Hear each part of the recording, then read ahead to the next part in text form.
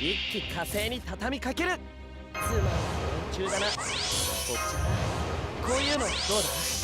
どれにしようかな。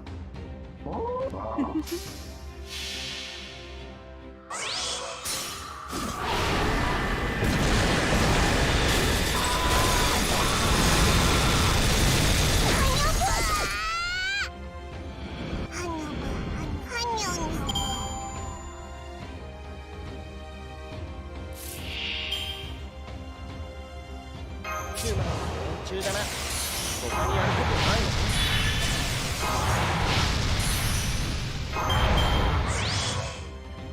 古きルール。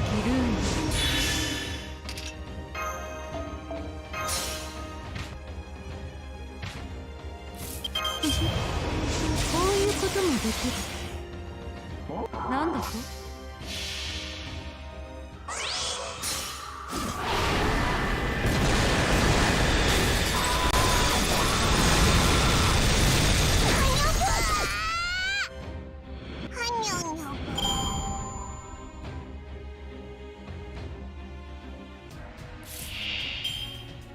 古きルール。どれにしようかな。こういうこともできる。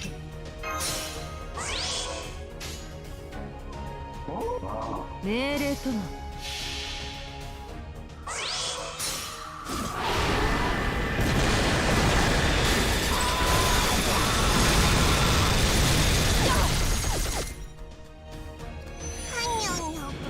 何か踏んでしまったかな。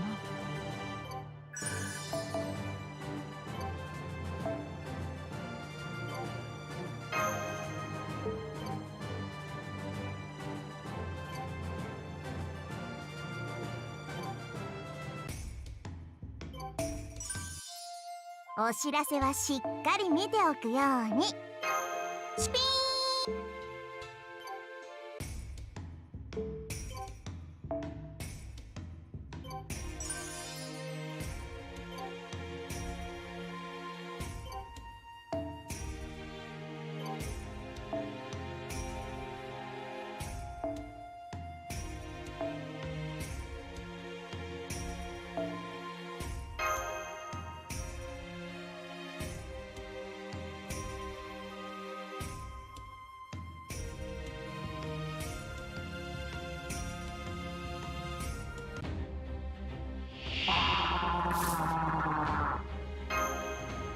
古きルール。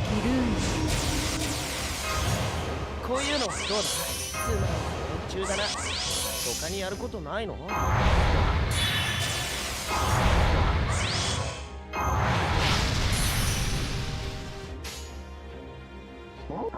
なんだと？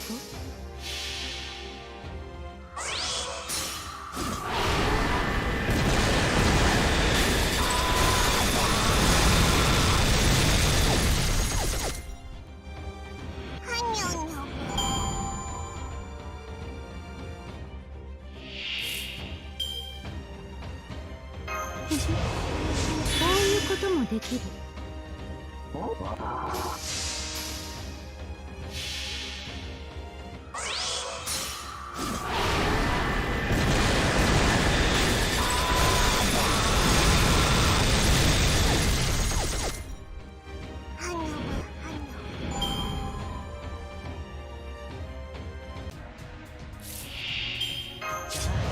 こういうのどうだ？どれにしようかな。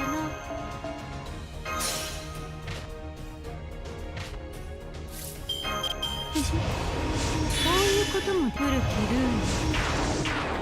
どれにしようかな。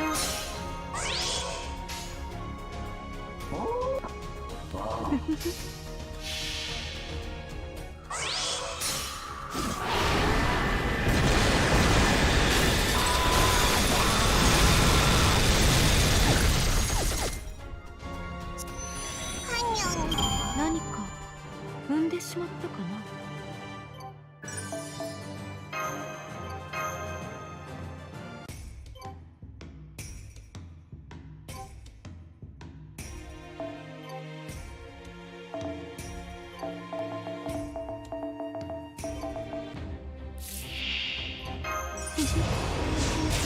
こともできる。夢中だな。こういうのどうだな。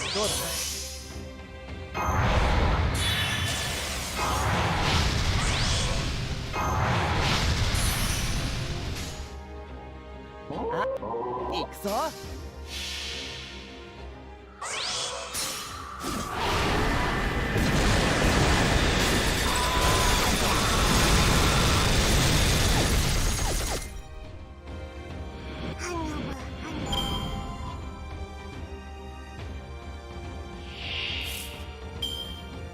古きルー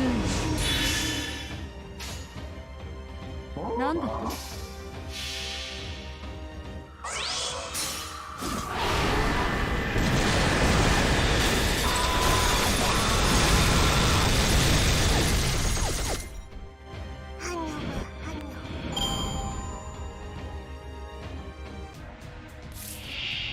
つまり夢中だな。他にやることないの？こういうこともできる。古きルーン。どれにしようかな。こういうこともできる。なんだと？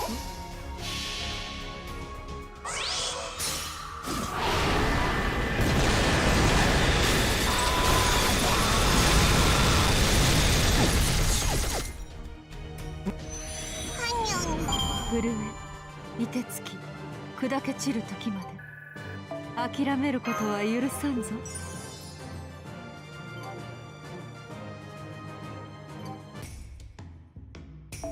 パーティーの戦力は整ってきました。優れたマスターには優れたマス貝を拾いに行ったり土器をこねたピーンとたくさん。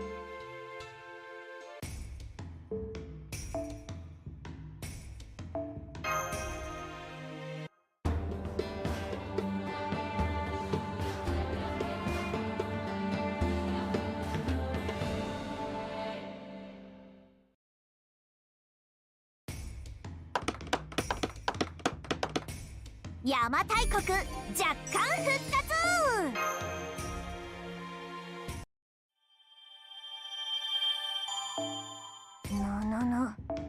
これは予想以上に頑張ってくれちゃったかも。ありがとう。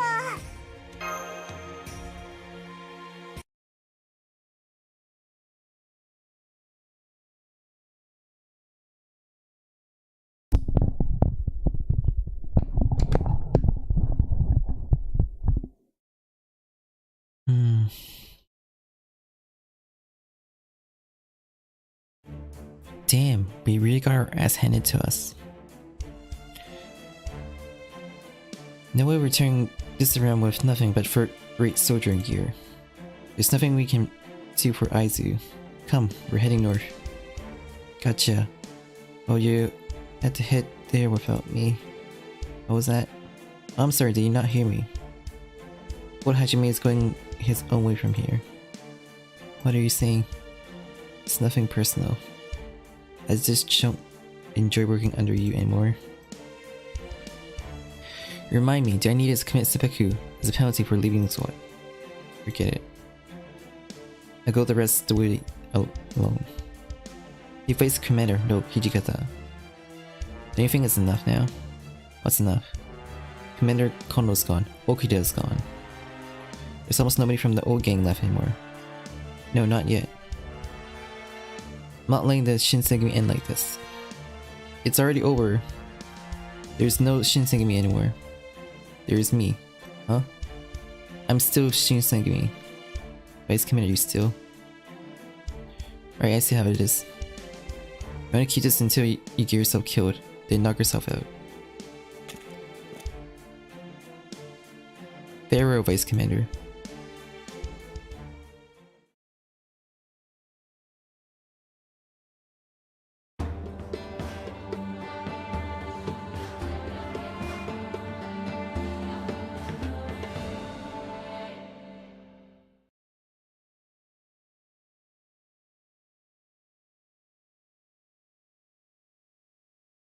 Good morning, senpai. So it's a dream, huh? Breakfast is ready. We're having fresh clams today. Himiko gathered them herself. They've been boiled in salt water to preserve their natural flavor, and they look absolutely delicious. I don't know, I'm getting pretty tired of the same light seasoning all the time.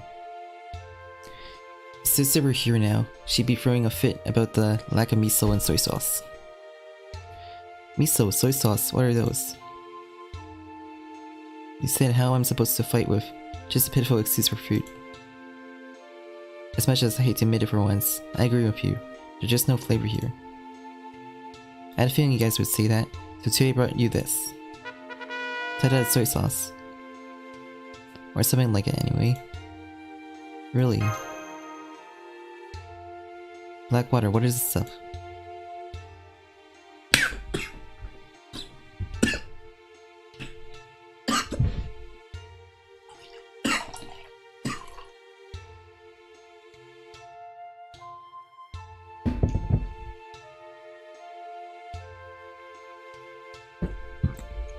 See for yourself. Just try a little. I'm one of those cooked clams. I don't know. Don't see how this black water can make clams taste better than they already are.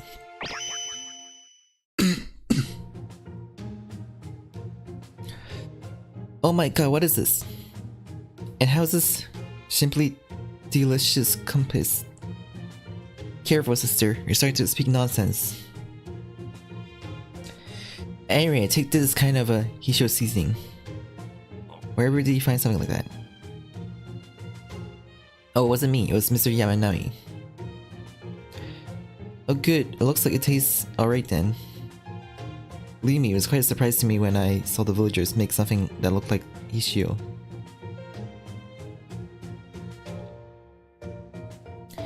They were kind enough to share some with me, so I strained it to see if I could get something resembling soy sauce out of it. It's a far cry from real soy sauce, of course, but it's not that bad, right? Aha, so this isn't ordinary Hishio, but rather a kind of sauce you can make from it. It's certainly delicious, that's for sure. Hishio, you mean the black goopy stuff we brought back from the kingdom away? Oh man, if I know it was this good, I would have had some myself. That time I just gave it because I thought it looked kinda gross. It's a good thing you did, sister. Otherwise this village might never have ended up making their own Hishio like this. Wahaha! There's no better seasoning for a meal than soy sauce. The only thing that makes this better is some sake. Aha, sounds good to me. I think I'll have a drink too. I'm not sure it's a good idea to have sake with breakfast.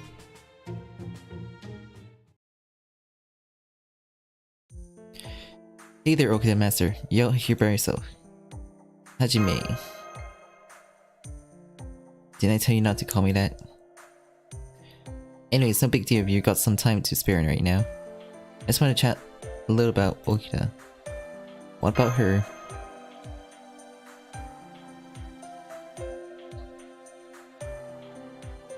Oh, she's just a little different from how I remember her. Back then our enemy just saw her as some kind of ruthless killer who cut down anyone in her path. Hell, even our allies were afraid of her, calling her the assistance instructor from hell. So those soldiers mostly kept their distance from her. The only time I ever saw her smile was when she was playing with the neighborhood kids now and then. And it wasn't like how she smiles now either. It was more like she was just smiling because she had to. Have you known Okuda for a long time? Oh yeah, I know her ever since we attended the Shikin Dojo. Right from the start, she never went easy on anyone. It didn't matter if she was against some kid from a well-off family, or someone connected with the higher-ups in the shogunate. She'd go to town on them all the same. As it's led to more than shares of problems, believe me. That's the trouble with genius swordsmen, isn't it? They got no idea how commoners feel. That said, back then she still smiled the way she was smiling today, at least every now and then. But once we started Shinsengumi, her smile kept gradually losing its luster. I see. Yeah, we started the Shinsengumi, and then it was over. And neither me nor Okuda were able to be there when it all came to an end. Sorry for talking your ear off. I was just kinda curious what sort of master you are, since you got Okuda smiling like her old self again. Hope I didn't bother you too much.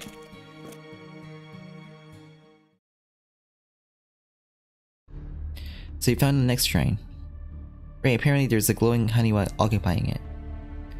Got that, good, then go take care of it. Me? Oh, I'm not going. I got my hands full looking for sister.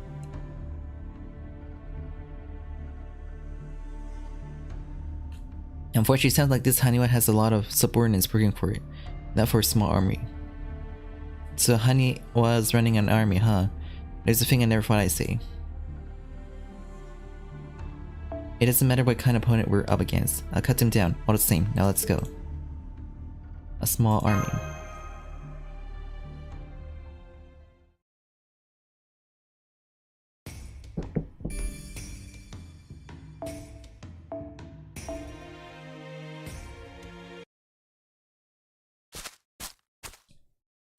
We should be at the shrine in question soon. Ah, there it is. Oh no, you don't, get back here.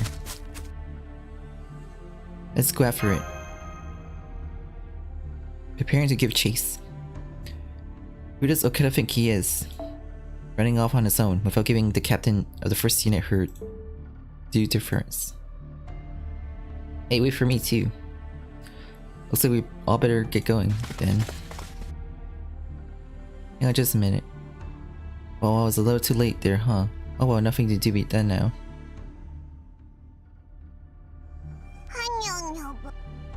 Maha, end the line for you, you overgrown power play. I'm gonna enjoy wiping that smug grin off your face. Don't be mean, Okuda. You have pretty much the same smile on your face when you were a haniwa. Shut it, and that is Mr. Okuda to you. What's wrong with her calling you Okuda? Okuda, it suits you. Now I see, so you're the one responsible. She's right though, it does suit you. Don't you think it's cute name for Futuro? It does kind of roll off the tongue. Right, just try and sing it 3 times fast. Okuda, Okuda, it's fun. Oh, you shut up. Let's just hurry up and take this thing out and... What was that sound? I was afraid it is this. Looks like you took the bait. Hook, line, and sinker. Look out, master. A whole army of haniwas is attacking from the rear. I can't believe the haniwa set up an ambush. Must have been underestimating them. What's the haniwa doing with a stronger divine aura than me? That divine aura, that clever positioning of this ambush could be Kagetora. Oh, I think I like that guess.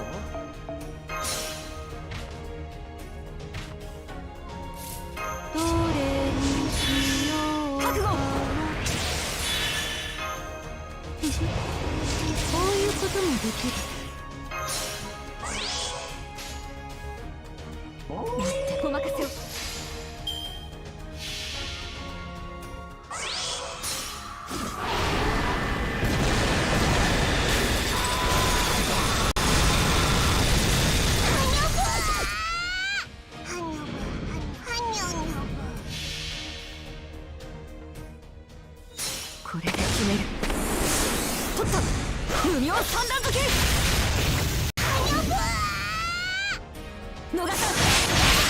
やぶ。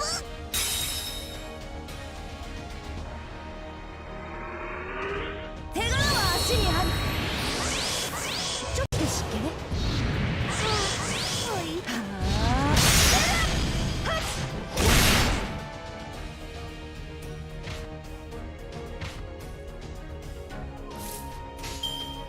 いざお任せを。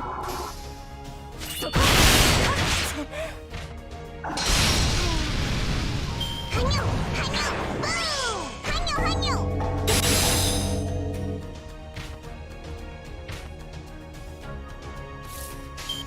ショツいざ逃さん。ささやかに逃さはにょはにょはにょ。ん。いざなんだと。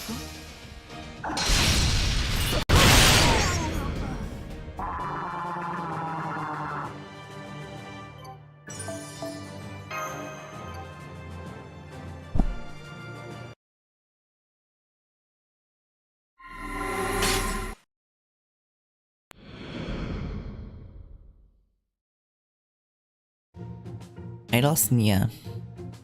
That's quite a lot of Haniwa, wasn't it, senpai? I can't believe my superior tactics lost to sheer brute force. Some god of war I turned out to be. Still, I love it. Fighting your way out of this abandoned institution. The brute force is what makes warfare so fun. If that's the idea of fun, I hate to see what you find exhausting. What's the deal with this girl and her ridiculous strength anyway? I'm the greatest god of war in the warring state. Thank you very much. Don't tell me this is another acquaintance, viewers.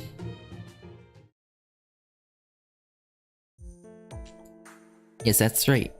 I was also trapped inside the Haniwa, but once I given those other Haniwa a good thrashing and placed them under my command, they began worshipping me as though I was a god or something. But then again, I guess that's no surprise, since I am a god of war and all.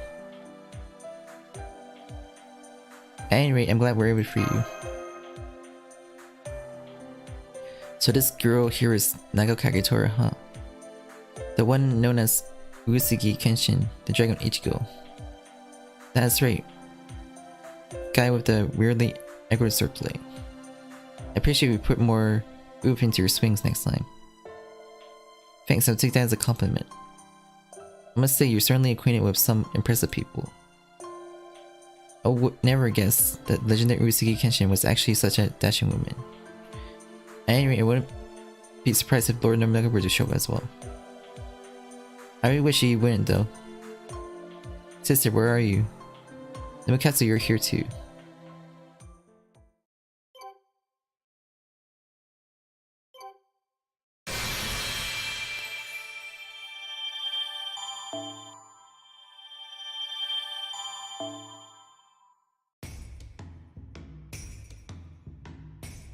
Hey, この先はああなってたのか。貝を拾いに行ったり土器をこねたりピーンと作戦が来ました。ピーンとお待ちしておりました、姉上。わかった。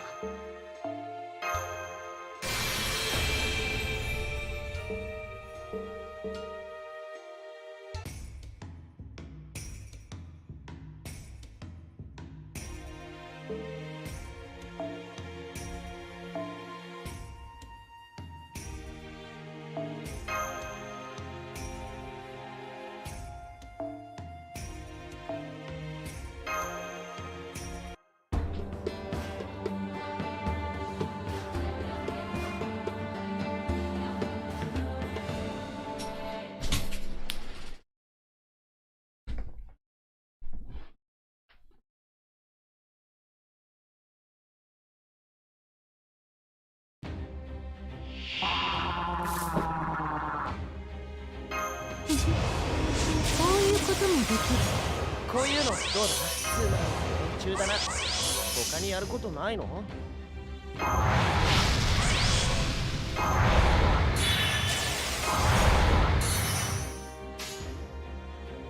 命令とよし。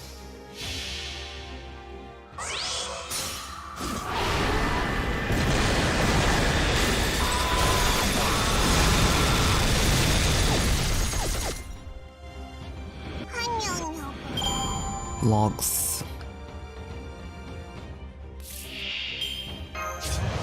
こういうのどうだ？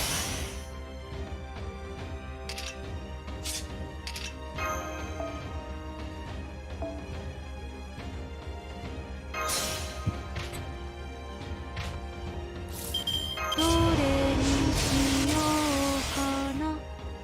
古きルーム。なんだと？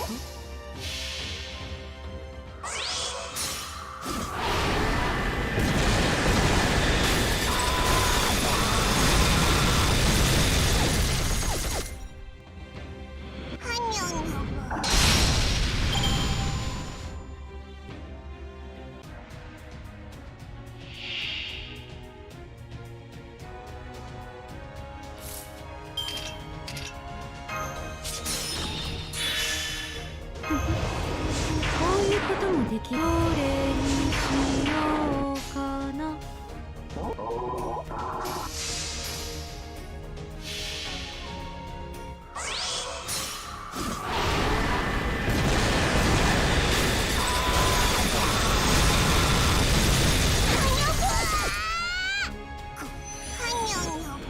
何か踏んでしまったかな。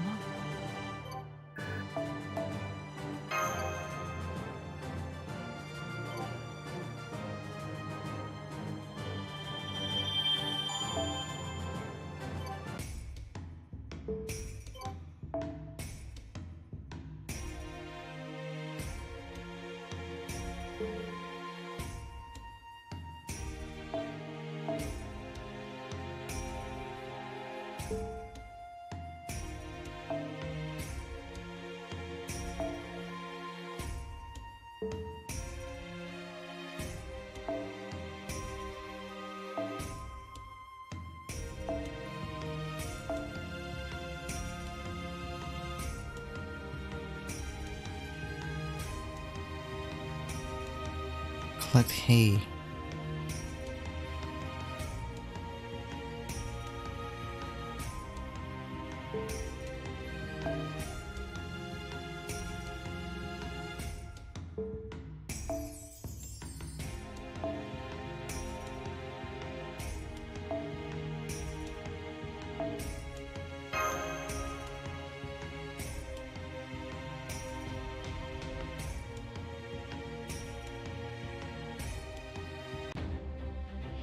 一気火星に畳みかける」じゃあこういうのどうだ？つまんない連中だな。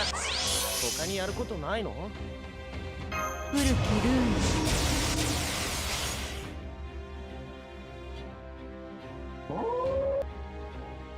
行くぞ。無駄だ。ささやかな。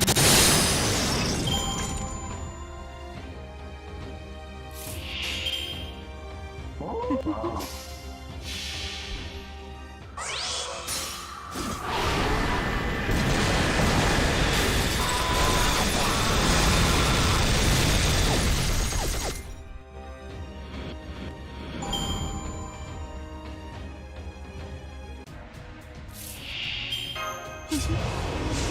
いうこともできる。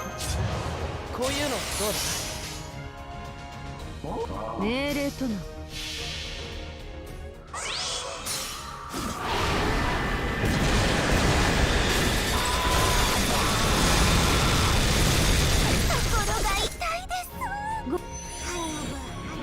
震え、凍てつき、砕け散る時まで諦めることは許さんぞ。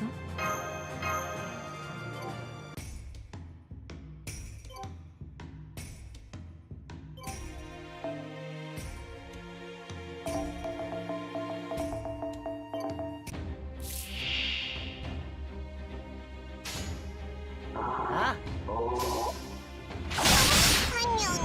罠だ。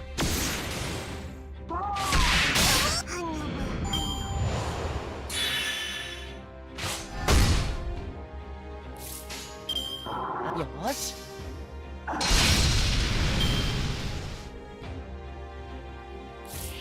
まん途中だな。他にやることどないの？れにしようかな。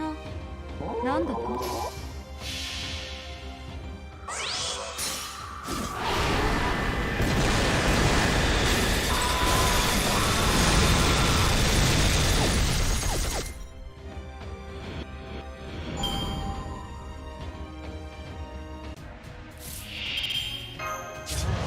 こういうのどうだ。つまり連中だな。他にやることないの？こういうこともで。どれにしようかな。行くぞ。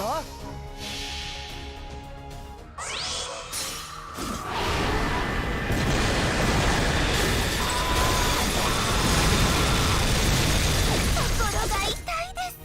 ご破産。最上に近い勝利だけど、戦う前に勝つくらいでないとな。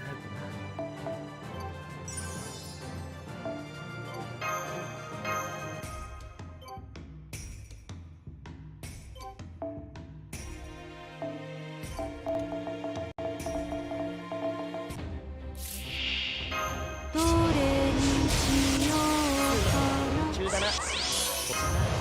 こういうのどうだ。よーし。ああ、無駄だ。罠だ。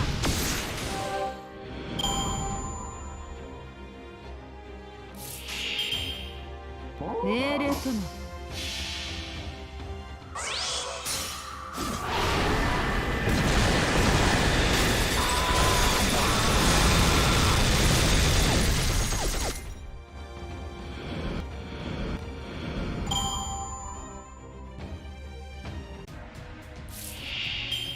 つまり連中だな。他にやることないの？古きルーン。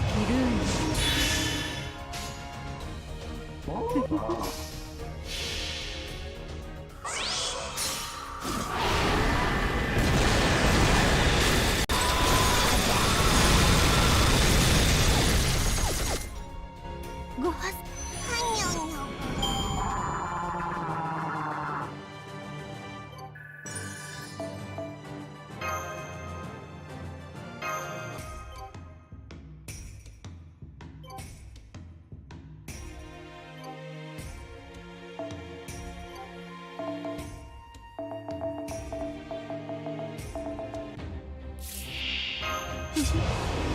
こういうこともできる。こういうのどうだ。つまり連中だな。他にやることないの？なんだあ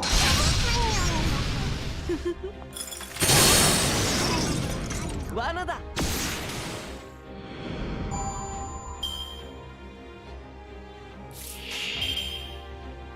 行くぞ。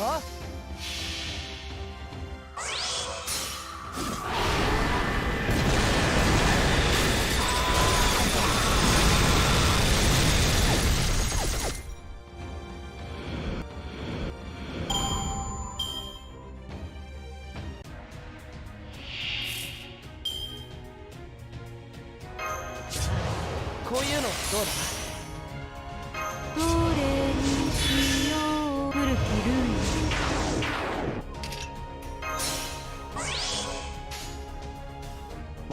行くぞ。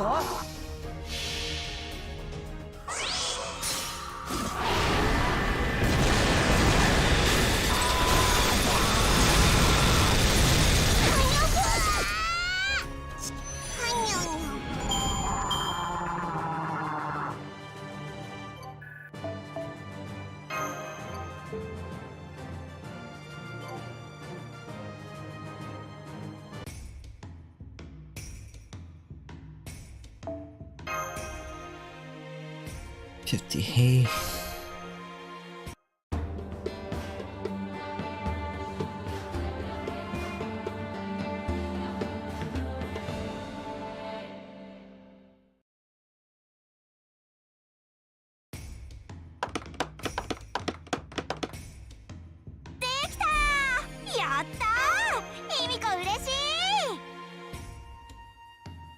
Pretty hay again. パーティーの戦力は整ってきましたか？今回も優れたマスターには今回も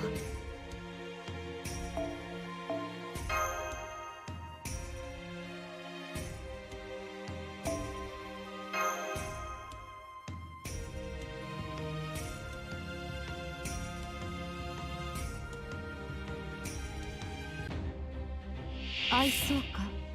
どれにしようかな。中だな。こういうのどうだ。よし。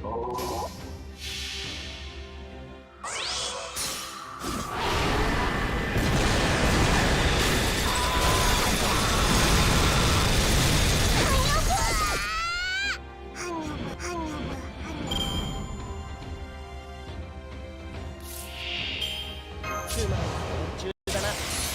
他にやることないの。古きルーン。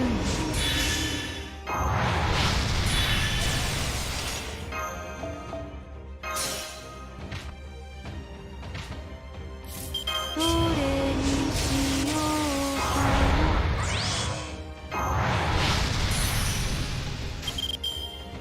な。ね。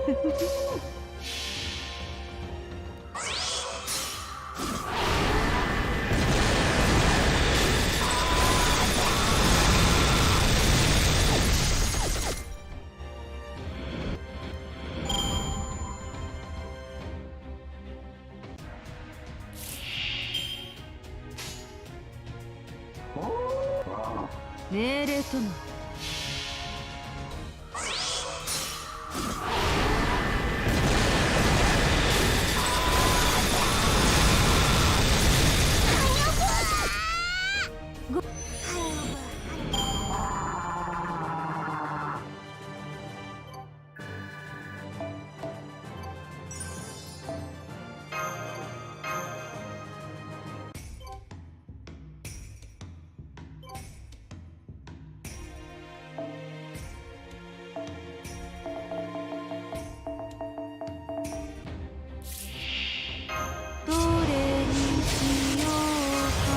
こういうのどうだ。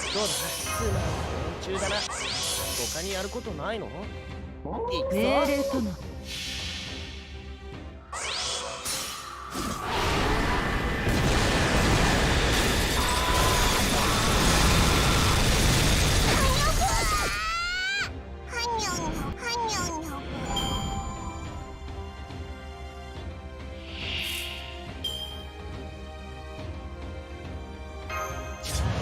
こういうのどうだ。古きルーン。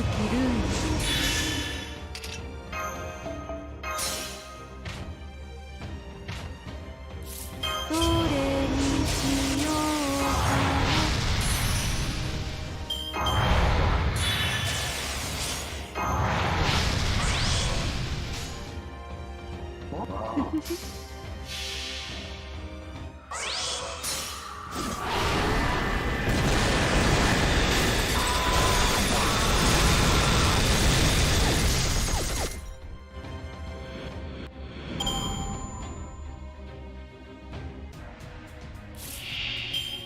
古きルーン。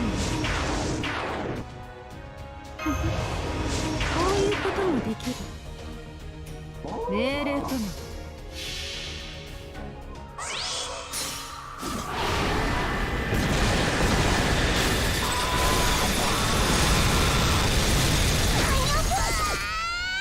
ごは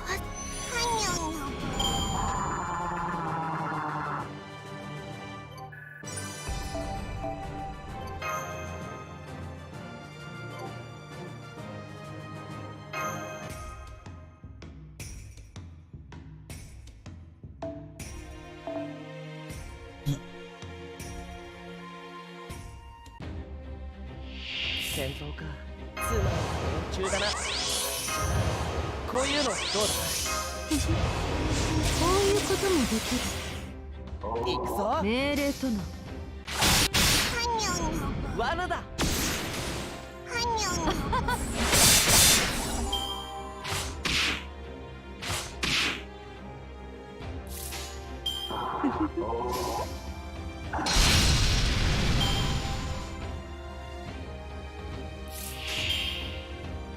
あ、行くぞ。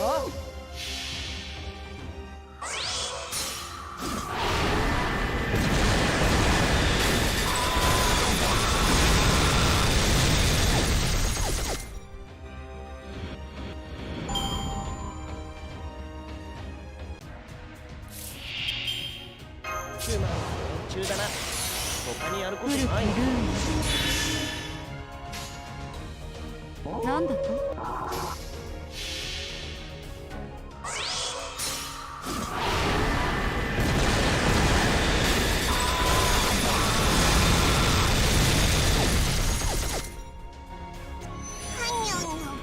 何か踏んでしまったかな。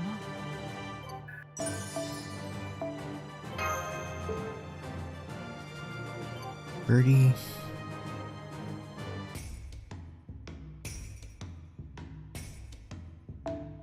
よく来たな。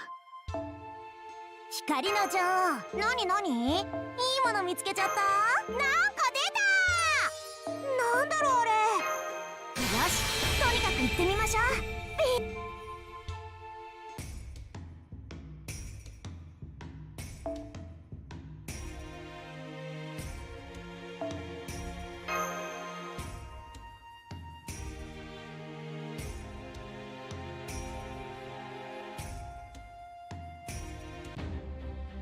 決めたよ、お前は。こういうこともできる。こういうのどうだ？つまり連中だな。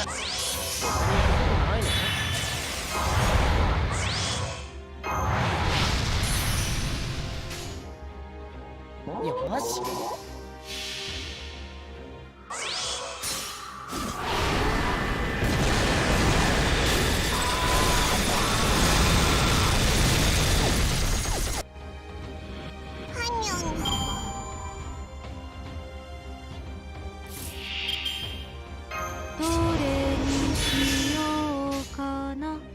ああ。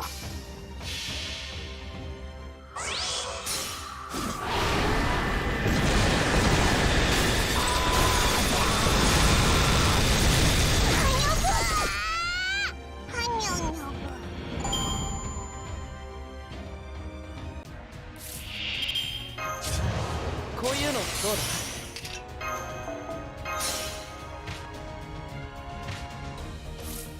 古きルーム、どれにしよう。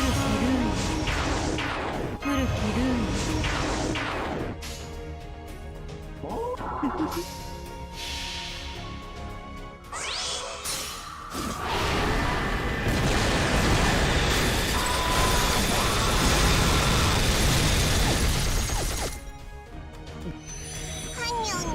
震え、凍てつき、砕け散る時まで諦めることは許さんぞ。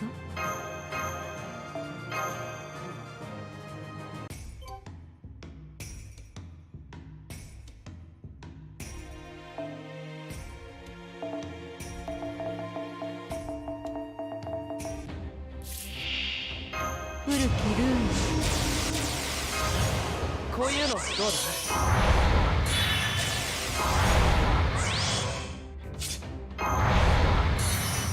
つまり連中だな。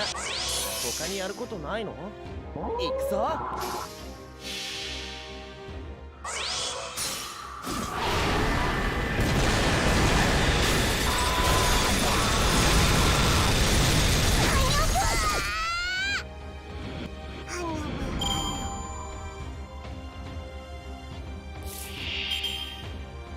どれにしようかな。こ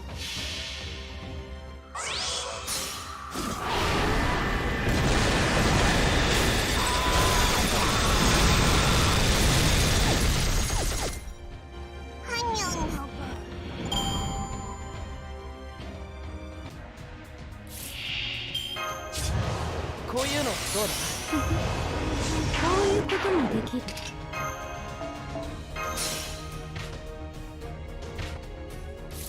どれにしよう。こういうことも古きルーム。なんだと？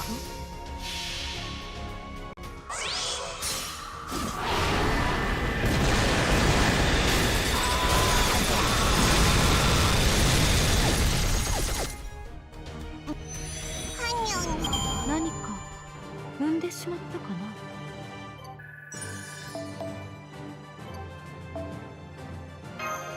Pretty.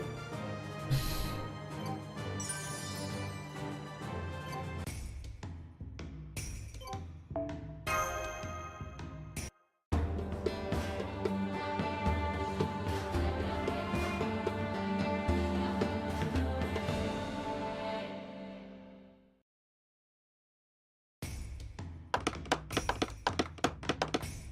へえ、なかなかやるじゃないか。見直したぞ。ま、姉上ほどじゃないけどな。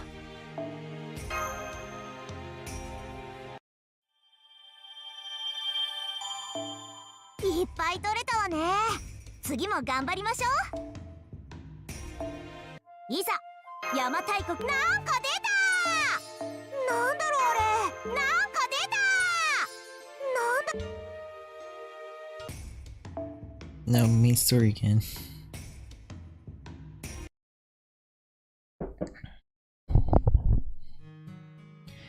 Mr.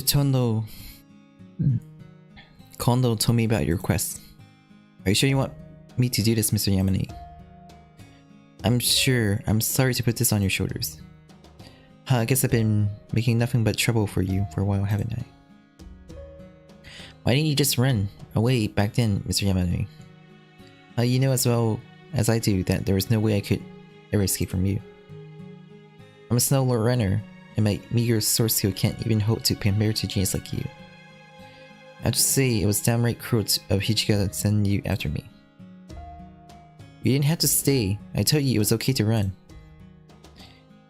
Mr. Hijikata would have been fine with it. That's why I didn't try to run. No doubt Hijikata had already taken all that into consideration.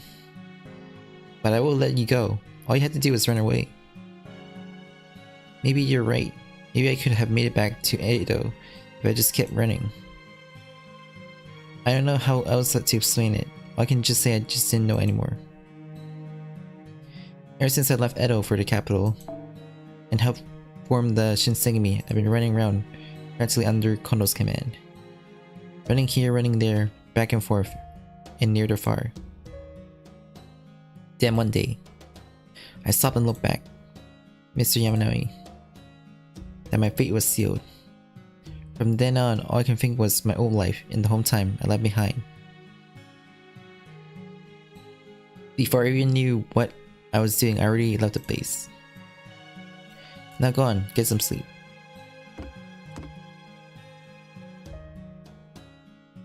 It's okay, Hijikata. Since we chose Commander Kondo that night, this is the only path we have left.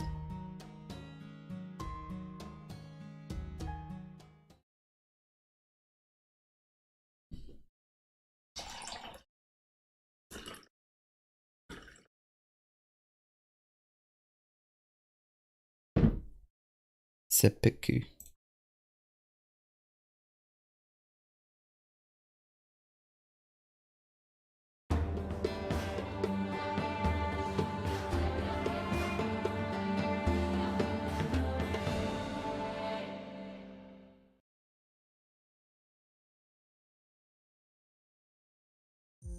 Phew, there it is. Finally found the singularity I'm guessing. Yuki and others got transported to. Looks like it's the 1st century Japan. Looks like, you mean you're not certain? Not exactly, I can't get a clear look on the coordinates or the time period, so I only got a proposed location to go on. Which means we also can't establish a connection with Hiki, so we can't find out what's going on with the singular from him either. That said, there's no mistaking these readings, definitely GUDAGUDA particles. I really hope we were done with those. GUDAGUDA particles, that's an absurd name. What the hell are they? Well, it's more a placeholder name than an official one. As your question, they're kind of magical energy signal emitted by our friendly neighborhood Demon King of the 6th Heaven. Man, I would have been so much happier never getting to the bottom of this mystery. Sounds to Chacha like Auntie's causing heaps of trouble again. Maybe, but then again, there's something really off about this even for GUDAGUDA shenanigans, Well, if nothing else, at least this might help us bring Yuki and the others back. Is that so? Then we should go after them. Oh yeah, besides, no way I'm letting Master have all the fun without me. Judge, I think Nagayoshi might not understand the severity of the problem here. At any rate, I'll do my best to reshift you guys somewhere close. But do your best to bring Yuki and the gang back, okay? Understood, this is going to be a dangerous mission. Cha-cha, so it's okay if you want to stay here. Cha-cha, you're the one who's always wandering into danger, little Okida. Besides, His Imperial Highness said no good could ever come of letting Nagayoshi here run around unsupervised. Hahaha, gotta hand it to Lord Toyotomi, he knows what he's talking about. See what did Chacha tell you about him not understanding the severity?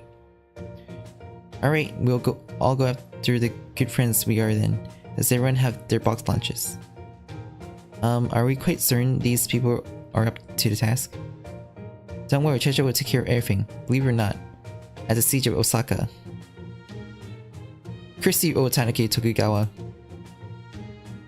Oh come on, this can't possibly end well.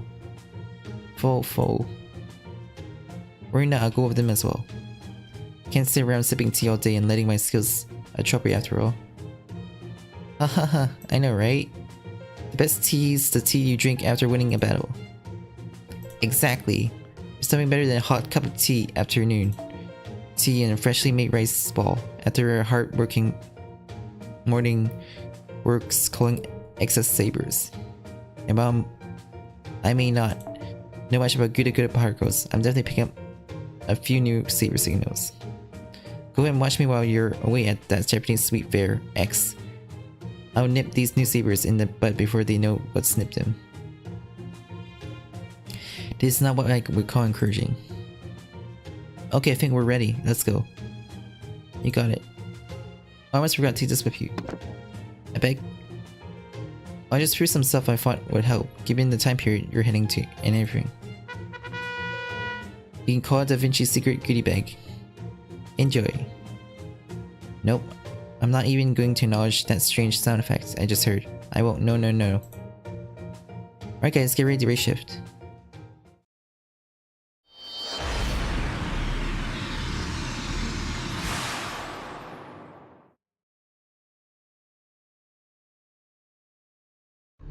We're in trouble. People being controlled by the dark light are attacking the village. And they're being led by the dark Shinsengumi. Let's go, senpai. So scoundrel consums the Shinsengumi have shown their face again, huh? Come on, Mr. Saito, Mr. Yamanami. Wait, where are they? Both Saito and Yamane have been investigating the Haniwa since this morning. Alright, come on. Okada. Wait, don't tell me he's not here either. He just said he's not feeling well. Apparently, he drank too much sake the villagers gave us. Like, I should have known better than to count on him for anything.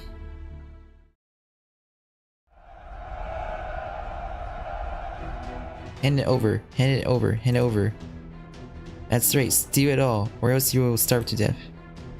What? Ah, our rice harvest. Hand it over. Help somebody. Hand it over. Snap out of it.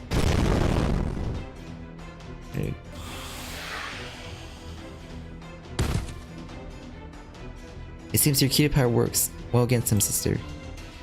Lady God of War, I apologize for this previous request. But could you please do your best to hold off the people controlled by the Dark Blight? Okay, we have to take out whoever's controlling them. I, Nagao Kagetora, Ichigo God of War. Now prepare to fight. Face Bishimonte Justice, foul ruffians. Ahaha, kill them. No, that's exactly what I asked you not to do.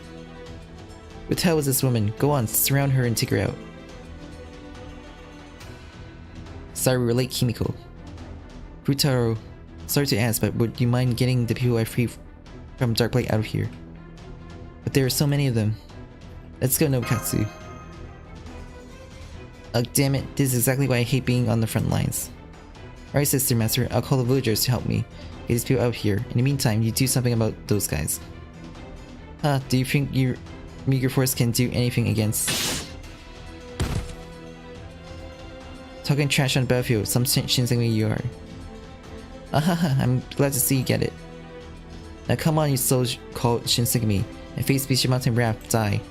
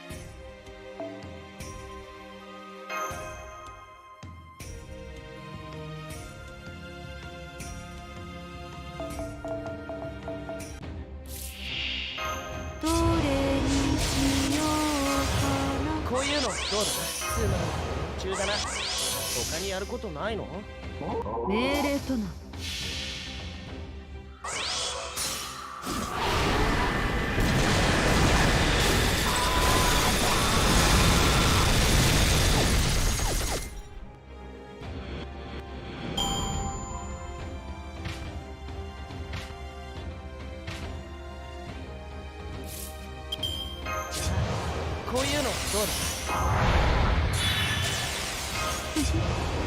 こういうこともどれにしようかな。だ？行くぞ。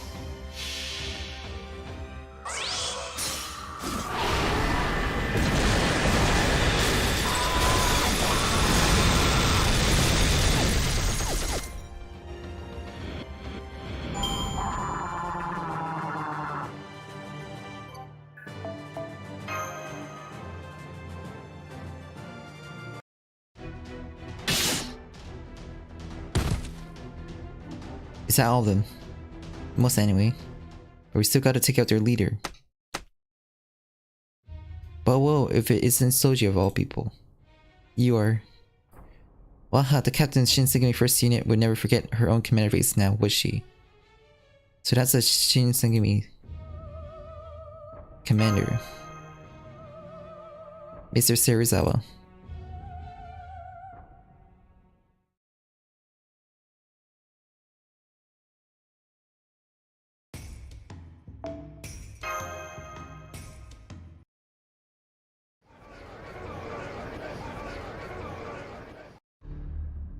Take them to evacuation shelter. I said over there. Children and children are like, hurry. Your efficiency is impressive, Lord Makatsu. We are in your debt. There's nothing impressive about it. You lot should have been able to figure this out by yourselves. It's great that people of this land are so obedient, but they really need to learn to think for themselves too. That is harsh, but fair. Yamatai-koku become overly dependent on sister's power. What, you mean her powers of prognostication? How my sister could prophesize circles around her any day of the week. Unfortunately, it's what needed to be done to bring this kingdom together. Oh, but then... Oh, that came from the shelter. Ugh, it's always something.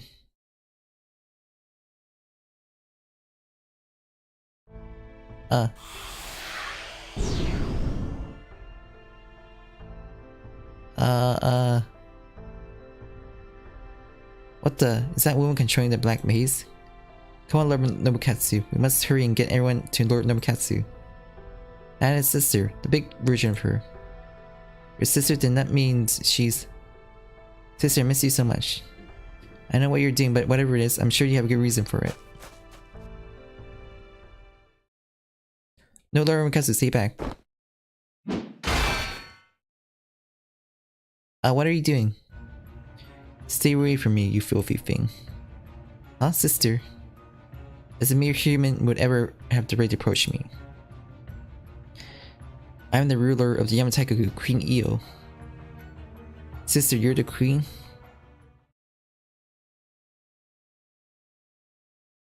It's been a spell, hasn't it? Been doing well, I hope. What are you doing here, Mr. Serizawa? I wanna be here. You can't have a Shinsengumi operation without their commander there to lead them after all. I take it this is a acquaintance of yours. You're wrong, Mr. Serizawa. You're not the commander of Shinsengumi. Oh, then who is? Don't tell me you think it's Kondo. Well, Soji. The Shinsengumi commander. Commander, Lady Io is calling for you. Understood. Alright then, I better be on my way. I got to take care of some business to take care of. I just have to take care of you lot another time. Do you really think we'll let you escape so easily? Me escape? You got it backwards. I'm the one letting you escape, in the presence of our queen. Your queen. Good, you're here. Nobunaga? Something is different about her. Nobu, is that you? Shut your mouth, you billowing fools. You're in presence of Lady Io, Queen of Yamatai-koku. Io, you? Come, let us be off. As you wish, Lady Io. Now then, see you later, Soji and friends. Alright, I don't know who you are, but I'm guessing you're their master. Senpai. I tell you, we won't let you escape. All this haste. Wahaha, oh so long. They just disappeared. Mr. Serizawa.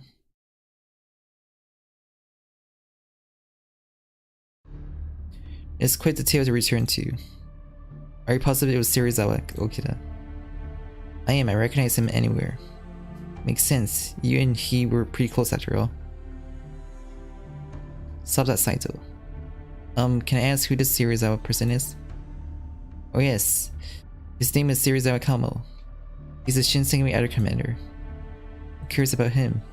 The important question is what happened to his sister? That was her sister, Nokatsu? But she said her name was Io. True, but she looks nothing like the lady Io we know. What in the world is going on? Those guys must be controlling her somehow. She never ignored me otherwise. But then again, there's no way she let herself be controlled like that either. Okay, I don't know what to think anymore. Regardless, one thing we can say for sure is that Nobunaga was controlling the Dark Blade. Also seems safe to assume that Serizawa Man is our enemy, at least for the time being. Sister, why? At any rate, it's clear we need to determine what that Io imposter and his self-styled Shinsengumi chimeras are after. By the way, is it just me, or are we missing someone?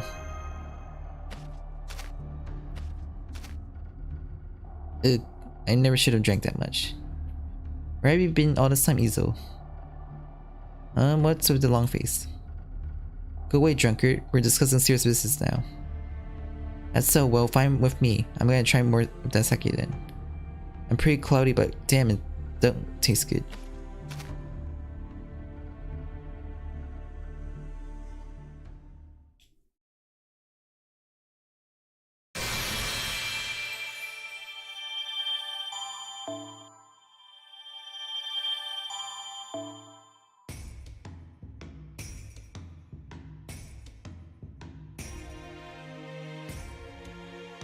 Huh?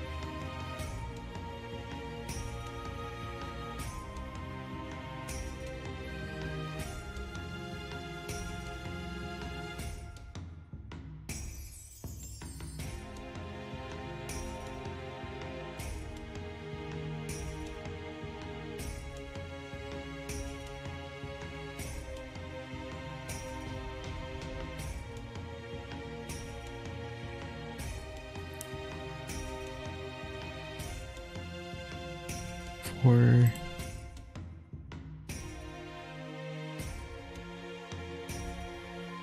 today's 17th though.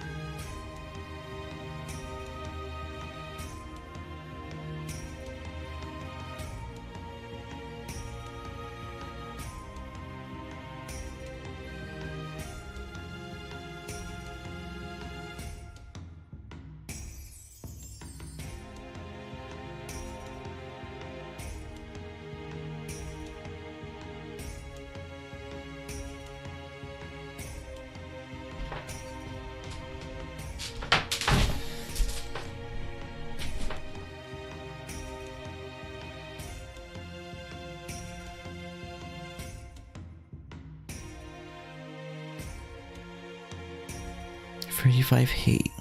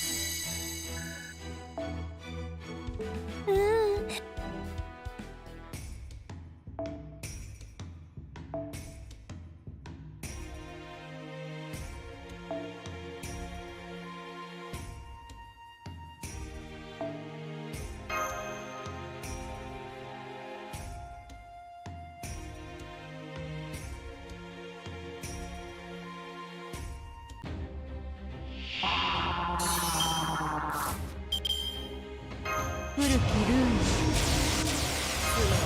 中だな。こういうのどうだ。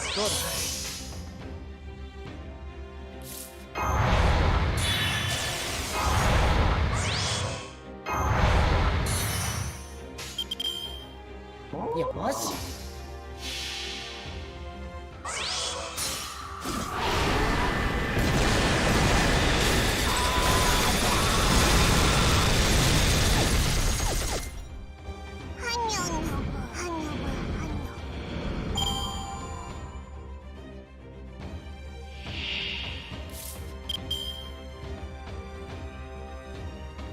Wait, what? I can finish it today? 中だな。他にやることないの？なんだと？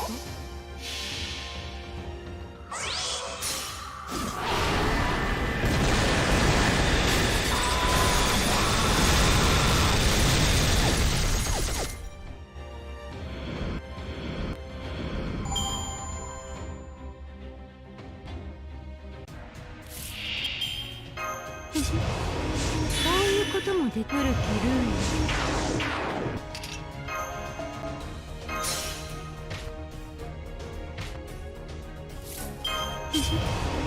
こういうこともできる。行くぞ。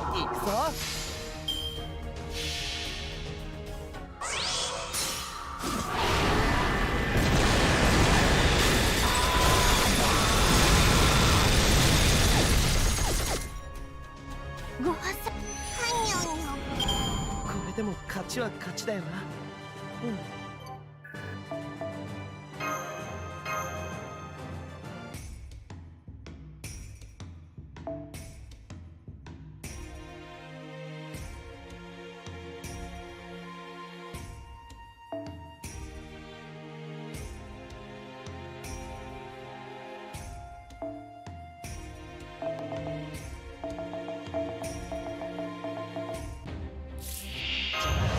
こういうのどうだ。つまり中だな。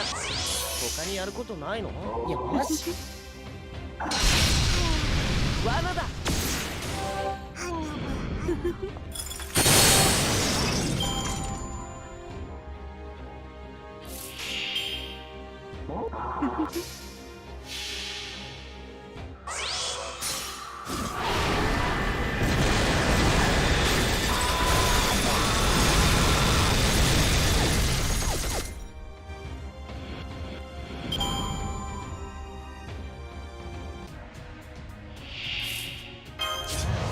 こういうのどうだ。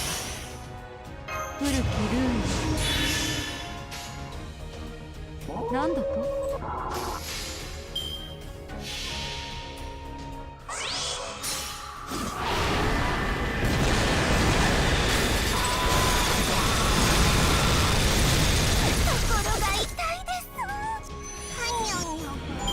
最上に近い勝利だけど、戦う前に勝つくらいでないかな。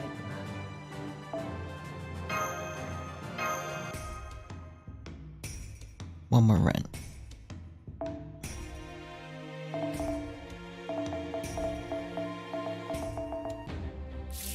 まり中だな。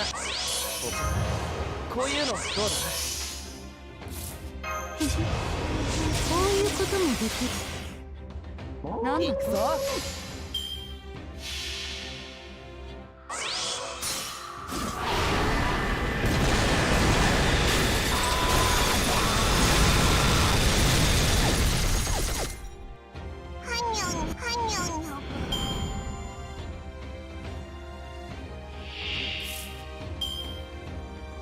つまり連中だな。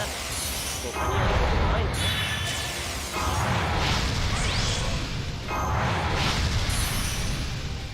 古きルーン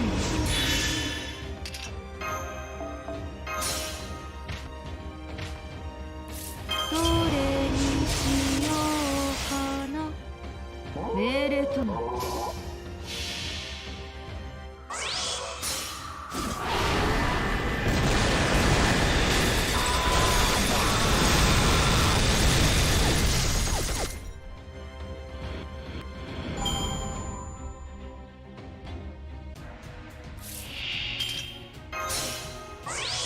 どれにしよう。古きルーンなんだと？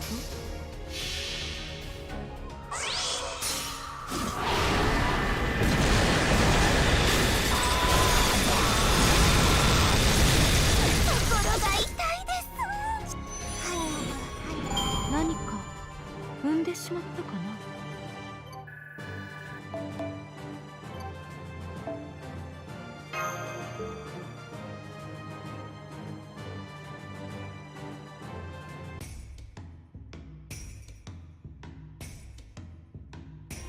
Logs.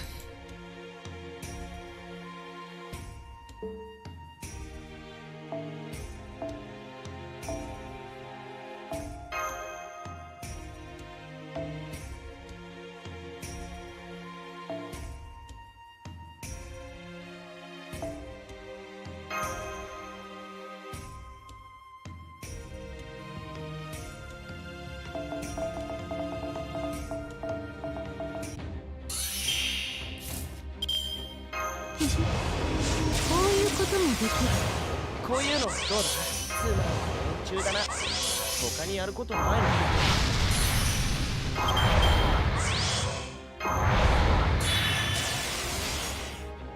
の？命令とな。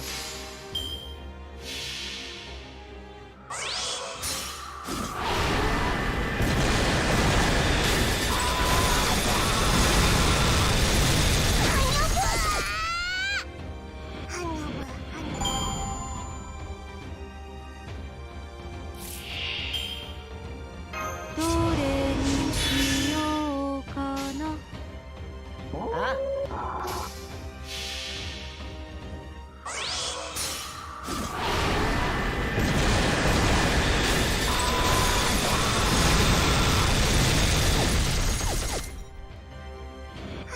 罠だ。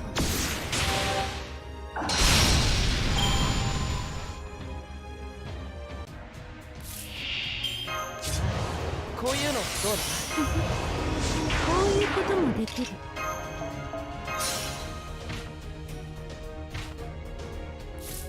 どれにしよう。古きルーン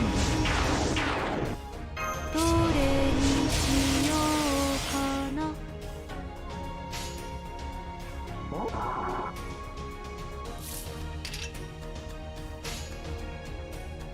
命令とな。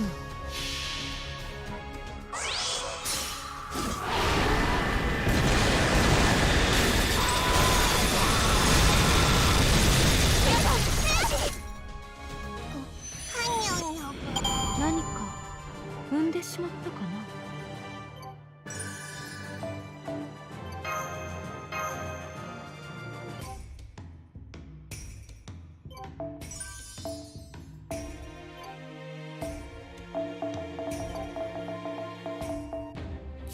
つまり連中だな。こういうのどうだ？こういうこともできる。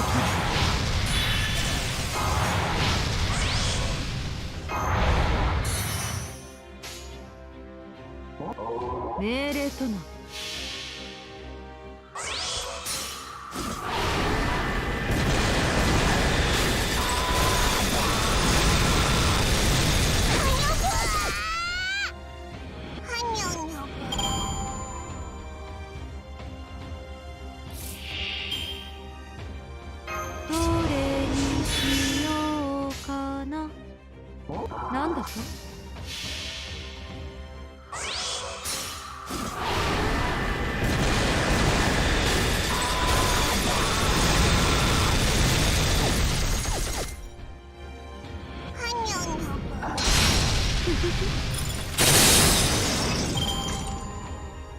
Damn, so tanky.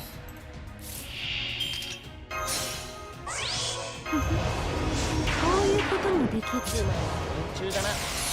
他にやることないの？こう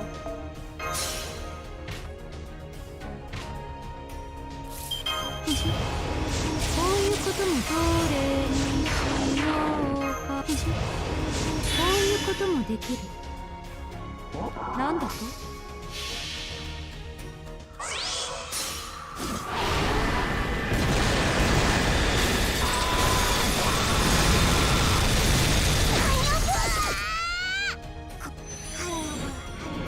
これでも勝ちは勝ちだよな。うん。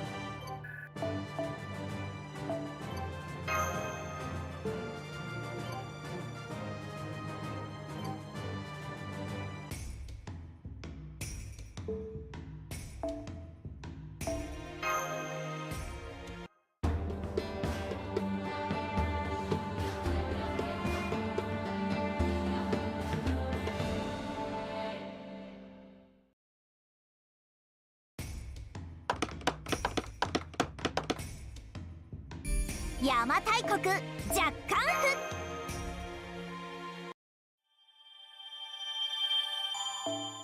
譜。よーし、この調子でどんどんいっちゃう。貝を拾いに行ったり土器をこねたり。なになに？なんか出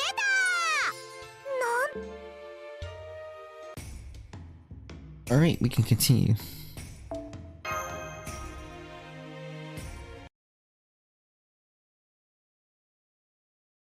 And update the title as well.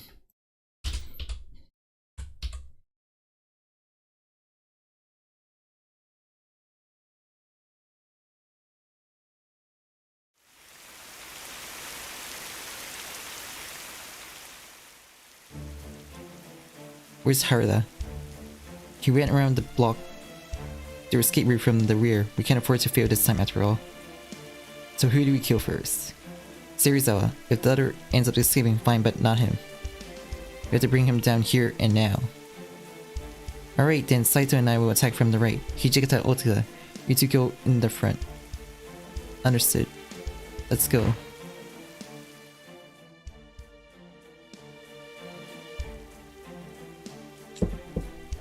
So, you come at last. I've been waiting forever for you to show up, Hijikata. Care for a drink first? We can't have you throwing the Shinsengumi into disarray anymore, Serizawa. I'm afraid you have to die. Oh ho, so you come to kill me, huh?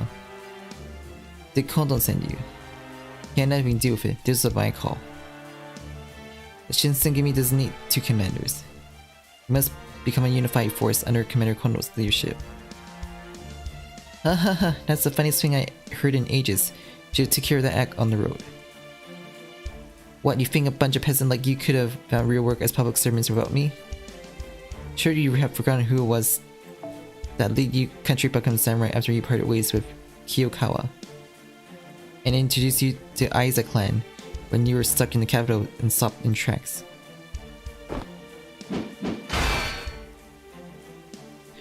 Well done, Serizawa-san. I should have known you never leave yourself open. Huh? And I hear I thought you were supposed to be sleeping off a bad drunk. Good grief, so restless. Quiet children, the grown-ups are all talking. This is exactly my point, Hijikata.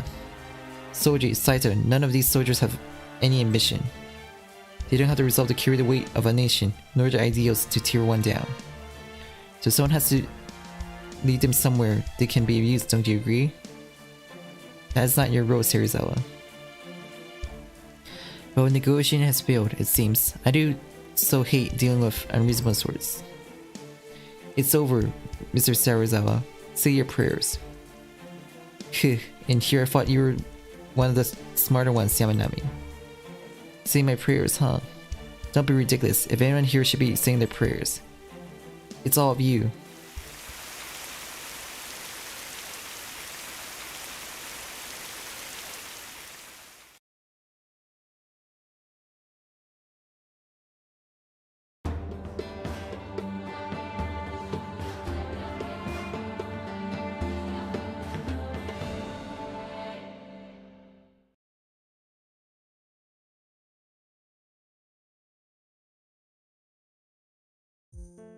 Senpai, if something doesn't change soon, these rice crops aren't going to survive. Sigh, nice sign of rain. Indeed.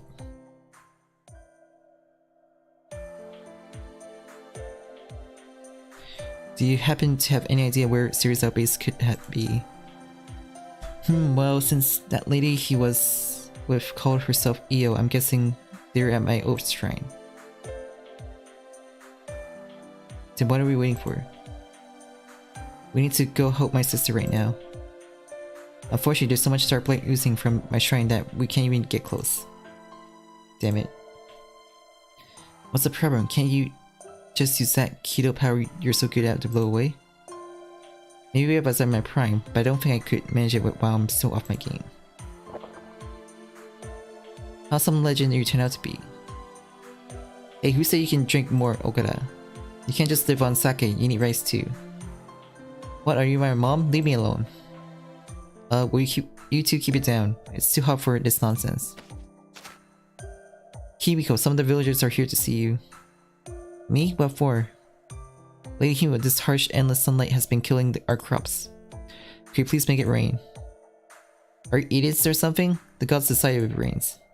You can't just make it rain when you feel like it. Or need you be right. Sure thing, just give me a moment. You can actually do that? Thank you so much. Can you really make it rain? Good question. She fell asleep again. Is there a reason why she just falls asleep like that? She may appear to be sleeping, but this is what happens whenever sister receives a divine prophecy. Of course, this kind of fortune telling isn't great for her image, so she used to only do it in her shrine in her sanction. I got it. Let's all hang out on the beach tomorrow. Oh, but if I was just making it rain. Don't worry about it. In fact, worrying would be counterproductive since you have to look forward to this as much as possible for it to work. What the hell are you talking about? We don't have time to play at the beach. Yes, I know how it sounds, but let's just leave it at that for today. What do you think this is all about, senpai? For now, let's just wait and see what happens tomorrow. Right then, I'm gonna go back to looking into the Haniwa. Yes, I think I'll do the same. I'm gonna get more sake. Fine, Okada, knock yourself out. In that case, I think I'll join you. Fine, you can go ahead and knock yourself out too.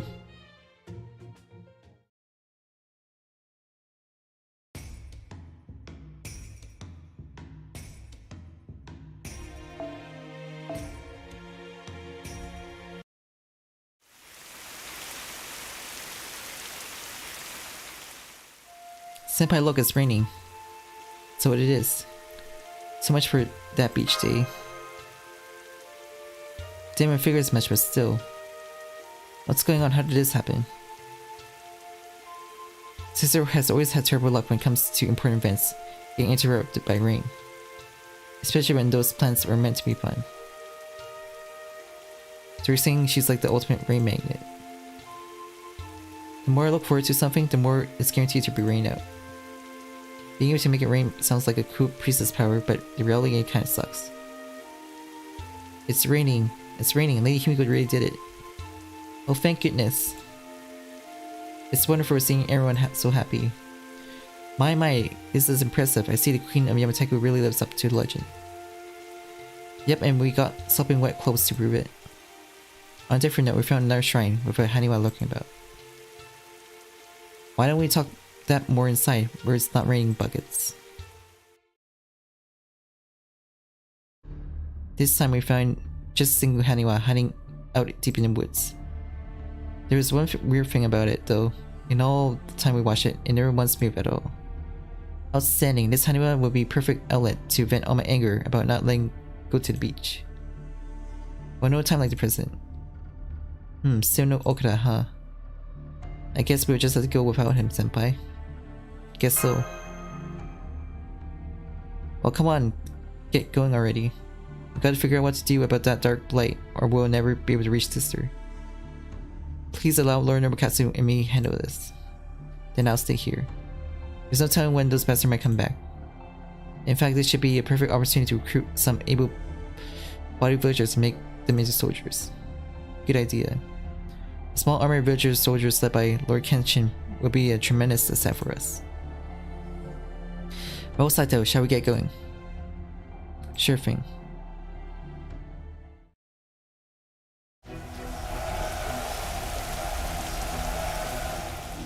Why you're just a damn Haniwa.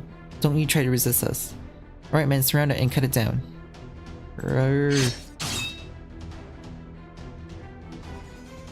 Master, looks like that Haniwa is fighting those Shinsengumi imposters. I swear it didn't move at all when we were watching it. Damn it, what's up with this thing? Alright man, fall back for now. Look senpai, that Haniwa man should repel those dark Shinsengumi force all by itself. Uh-oh, I think I've spotted us. For some reason it feels like the scariest Haniwa yet. Here it comes.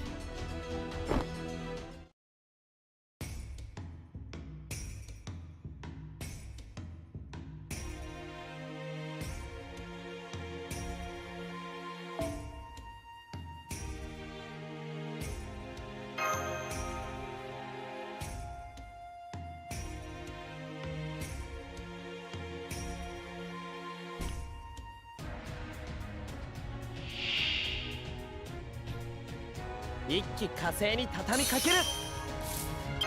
待って、もうすぐお好きになさい。こういうのどうだ？ツーマン夢中だな。他にやることないの？いいわ、面白そう。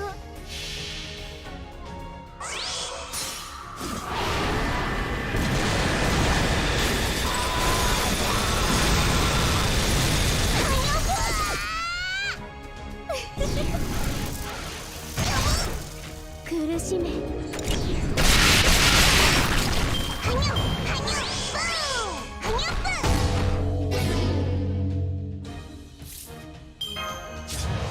こういうのどうだ？待って、もうすぐよ。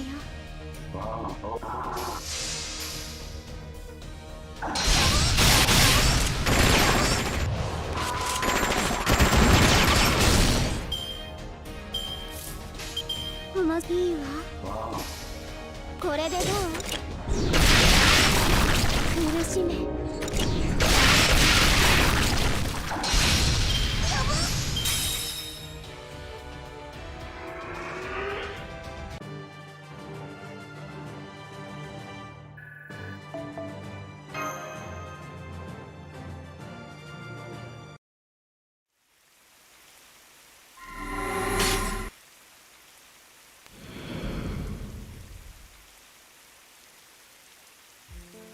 Hijikata. But that explains why I was attacking us so recklessly. And I really am glad to see him back to his old self. I mean, you guys know this guy too? He looks kinda scary. You, what are you doing over there? Me? If anything, Mr. Hijikata, you're the one who... Not you, Okuda, behind you. Huh? Masterfully done, as always, Okuda. I'm afraid it wasn't enough this time. Master. Hate to break to you, Shioguro, but you're too late. Sorry, but this, you keep nothing personal. What are you doing?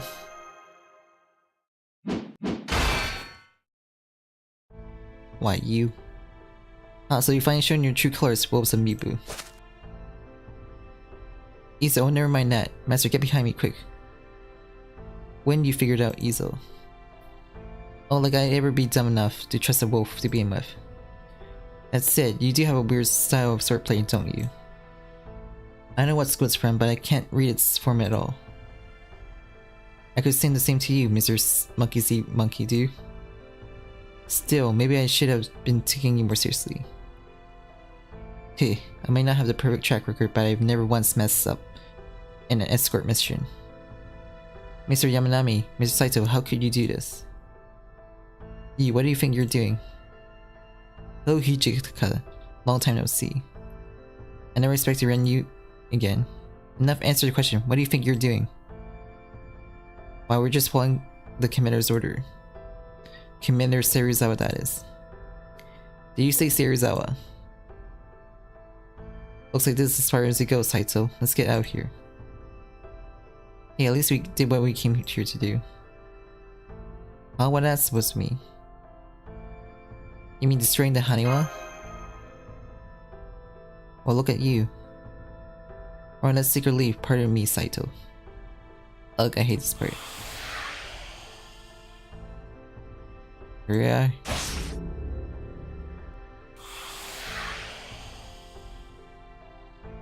Damn, they got away. Are you okay, Master? I can't believe Yamanami and Saito were actually... Okida.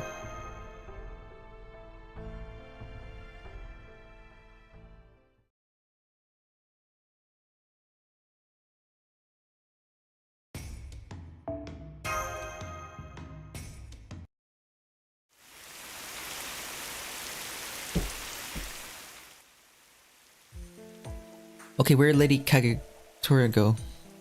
Beats me, maybe she went to get some more booze or something. I still can't believe my sister ever had a hard time against her. I see, I suppose she does not look nearly formidable as she truly is. But from what I see, I believe her when she says she was known as a god of war.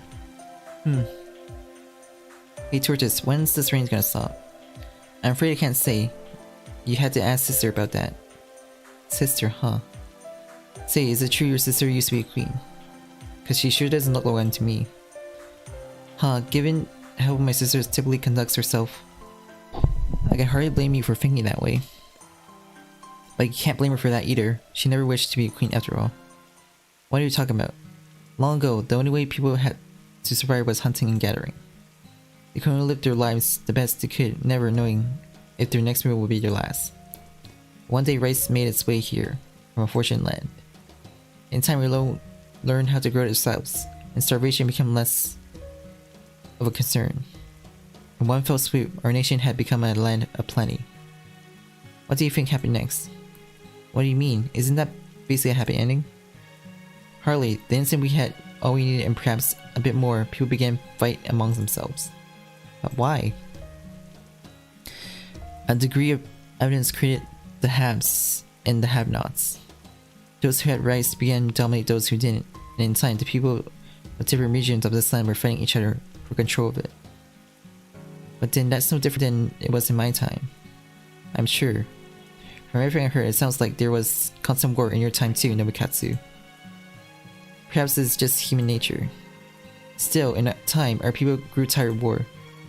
They wanted salvation, an arbiter with divine power who could bring an end to conflict.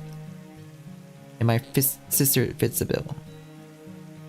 She once told me confidence that she heard voices from somewhere far away since she was little. And that voices told her all sorts of things. Things like tomorrow's weather, developments in the war. It was as though she could see the future herself. Still, she never told anyone besides me about these things, and we continued to live our lives happily. But then one day, a particular dry year, I thought she told the other villagers about sister's power. And before I knew what was happening, the people were worshipping her as a queen. Can't believe them. Sister prophecies were truly miraculous. As long as people did what she told them, whether it penetrated word or natural disaster, things always worked out. Felt everyone worshipped my sister, this land may never have become whole again. And so thanks to her, Yamatai-koku became a peaceful kingdom, free of strife and conflict. A peaceful kingdom free of strife and conflicts. Indeed, at first I thought that everything had worked out for the best. But then one day I saw sister praying alone in her shrine, near sanctum, and I had a thought. What was it? What have I done?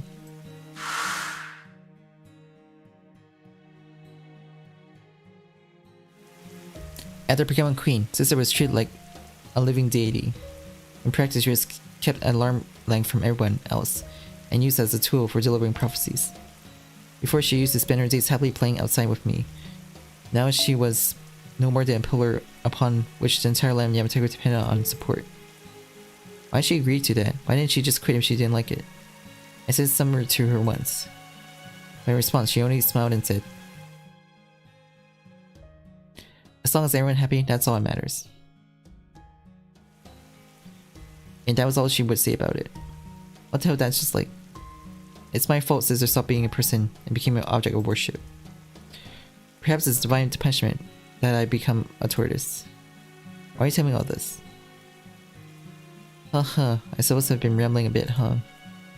Still, since it's as though you have a great big sister yourself, Lord Mikatsu, I couldn't help but share some of my experience as a fellow younger brother in a similar position.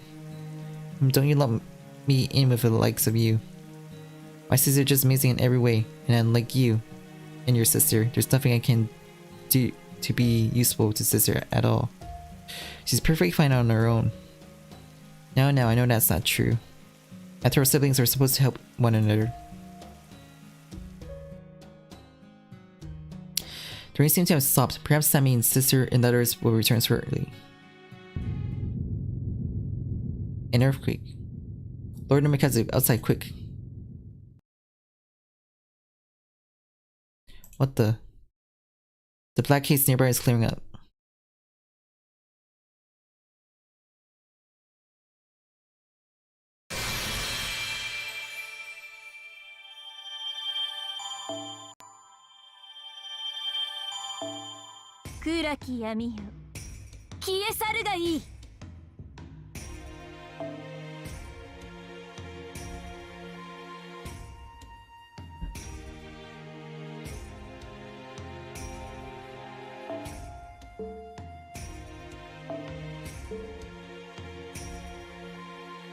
Logs.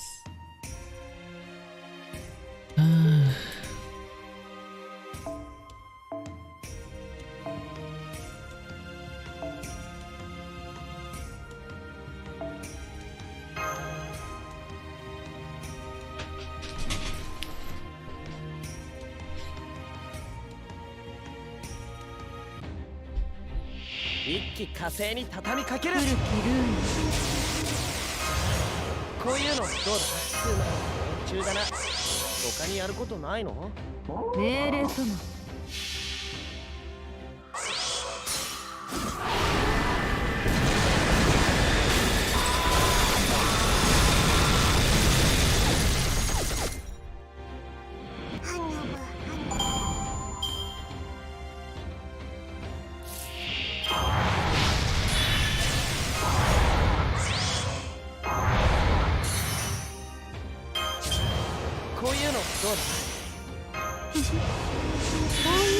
できる。こ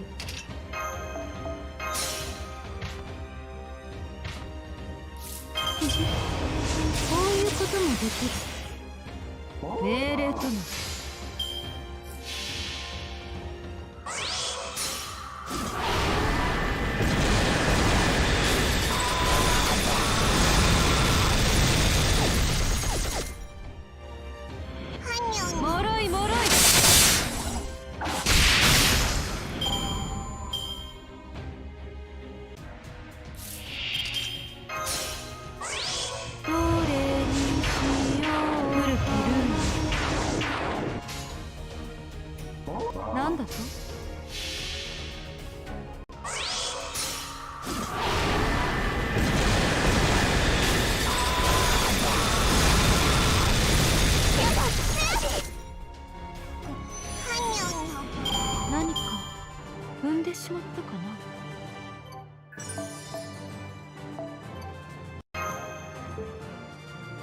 61.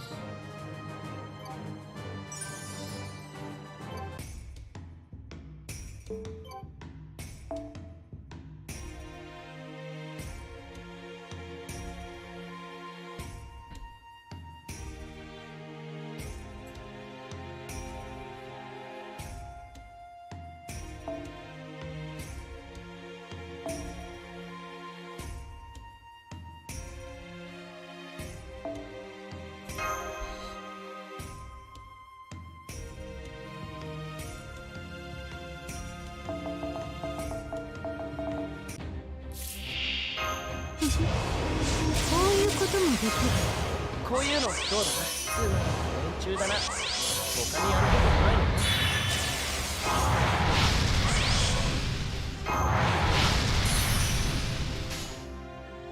の？命令とも。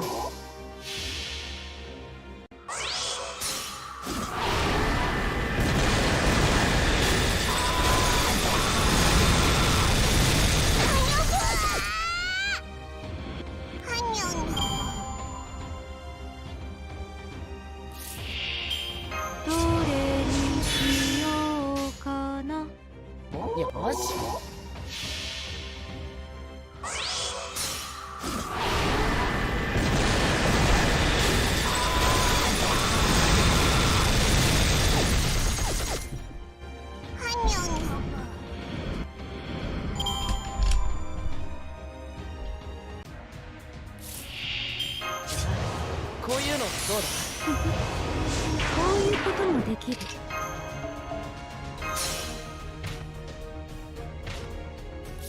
ういうこともできる。古きルームどれにしようかな。命令ともだ。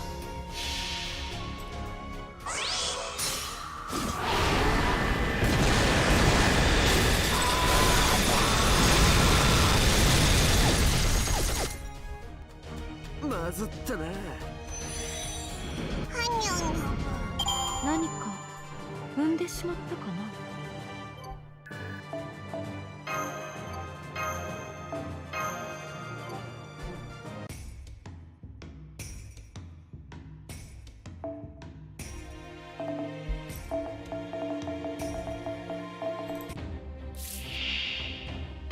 こういうこともできる。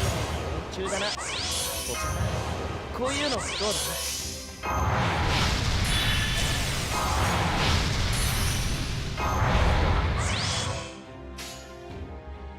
よし。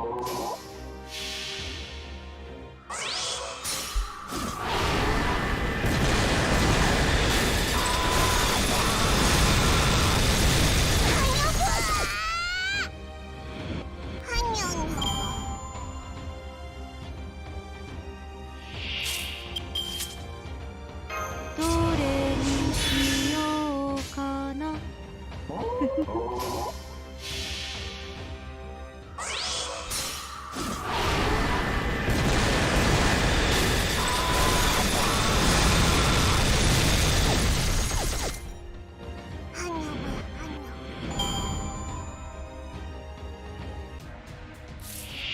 つまんない連中だな。古きルーム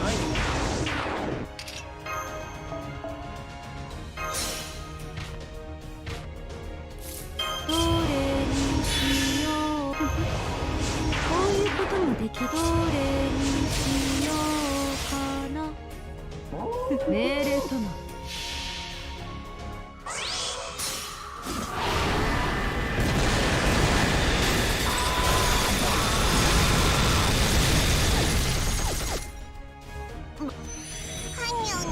何か踏んでしまったかな。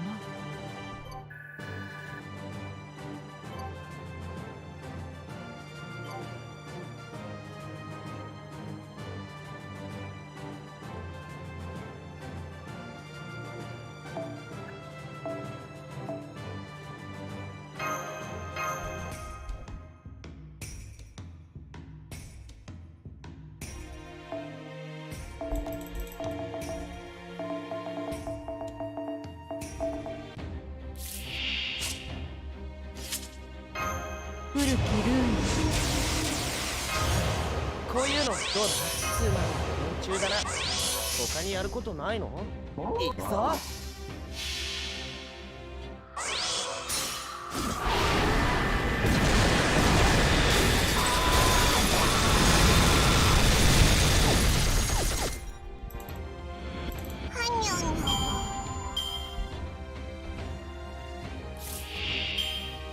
こういうこともできる。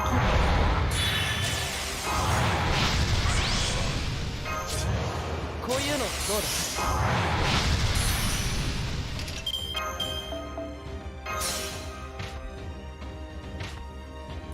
古きルームなんだと。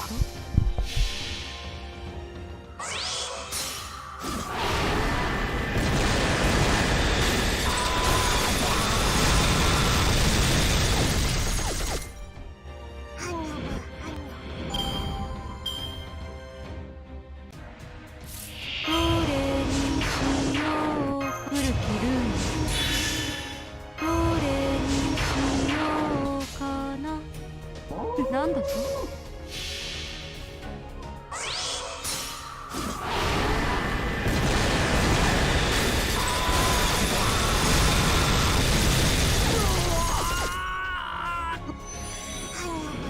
震え、凍てつき、砕け散る時まで諦めることは許さんぞ。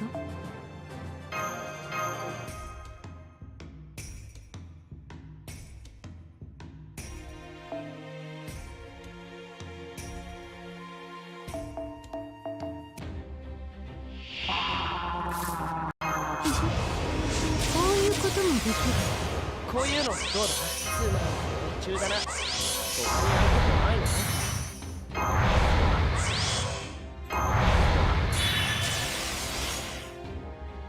ああ。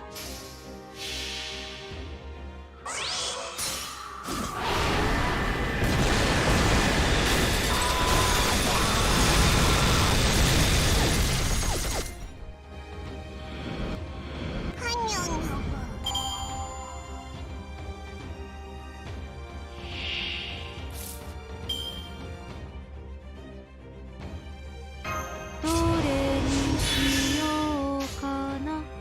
行くぞ。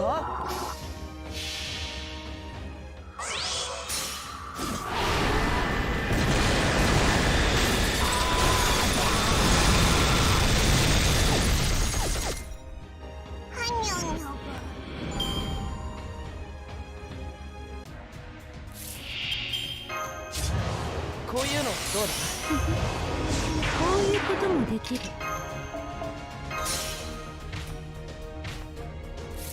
こういうこともできる。どれにしようかな。古きルー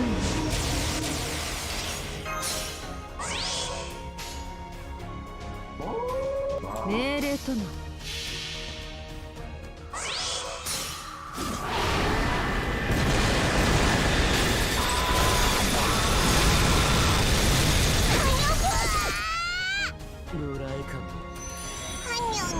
何か踏んでしまったかな。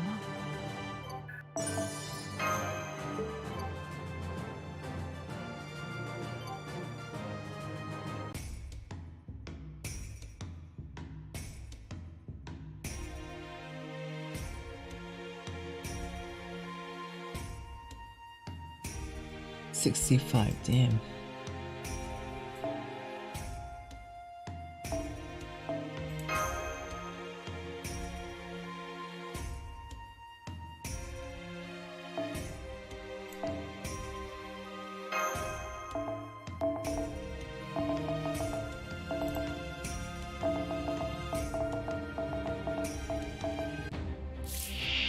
古きルーム。こういうのどうだ？つまり夢中だな。他にやることないの？なんだと？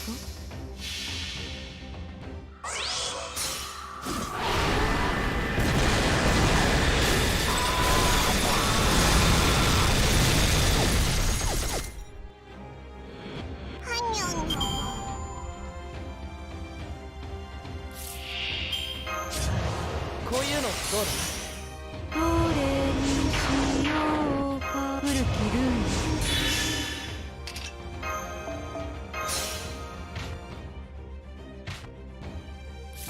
こういうこともできる。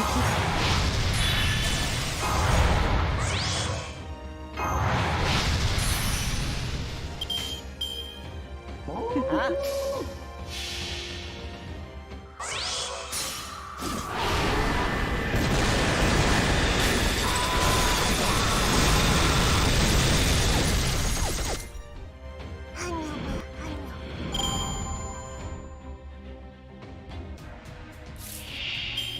古きルーム。こういうこともできる。なんだと？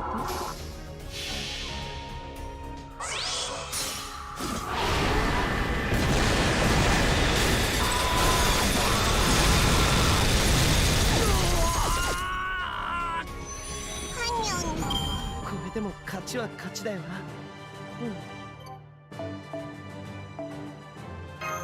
Okay, 73. I still didn't farm over them though.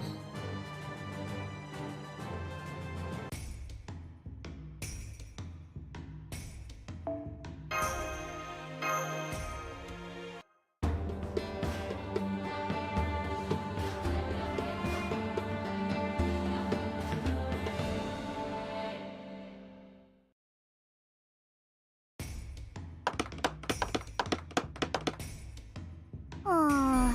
まだまだ先は長いわよね。でもくじけない。卑弥呼女王だもの。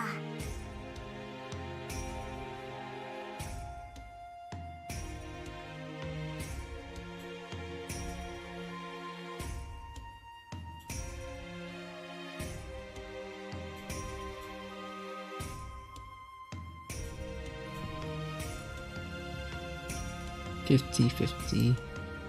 I need at least 150 of those, so...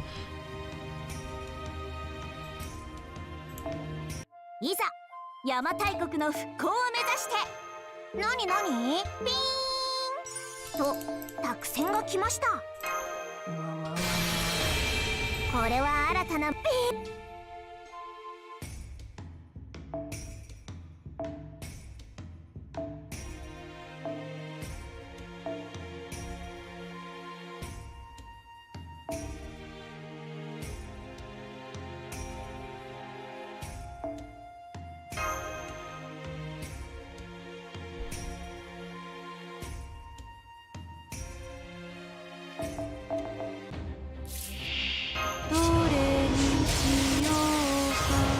こういうのどうだ？つまり連中だな。他にやることないの？なんだ行くぞ。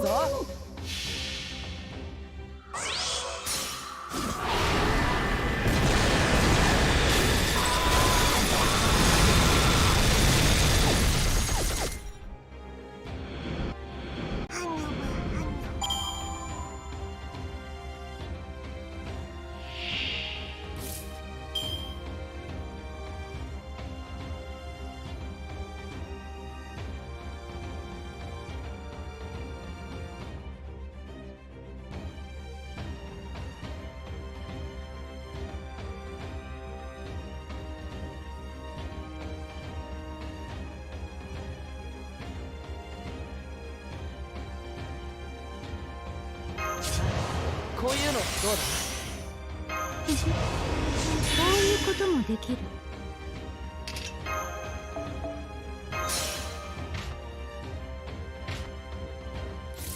ういうこともできる。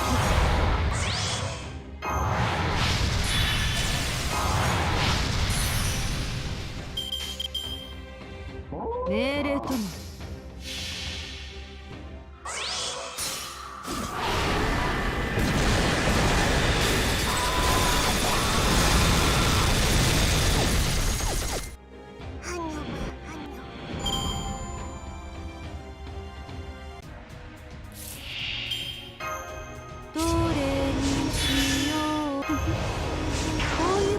できる。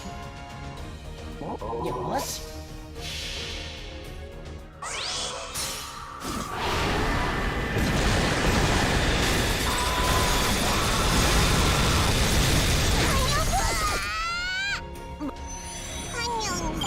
これでも勝ちは勝ちだよな。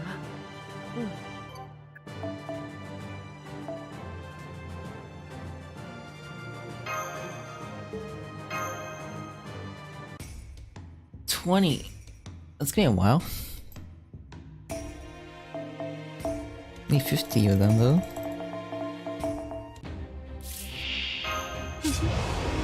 ういうこともできる。こういうのどうだ？つまり連中だな。他にやることないの？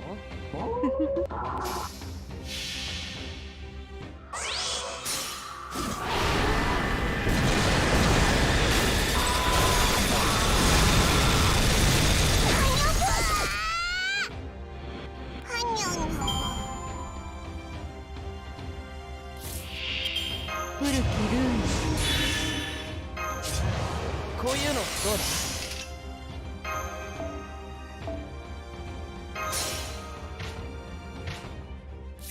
こういうこともできる。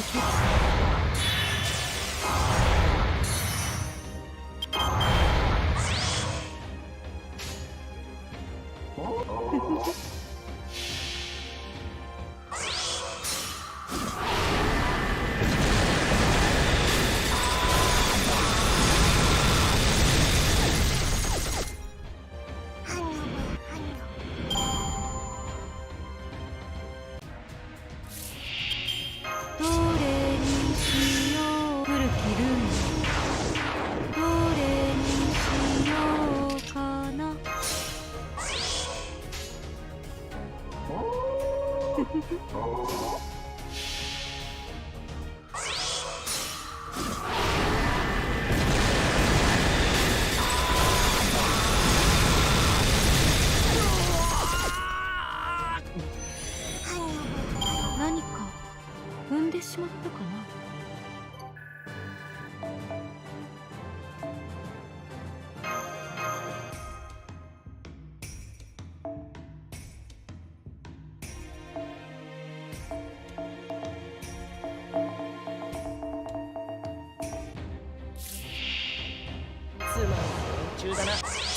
他にやることどない。れにしようこういうのどうだ？命令とも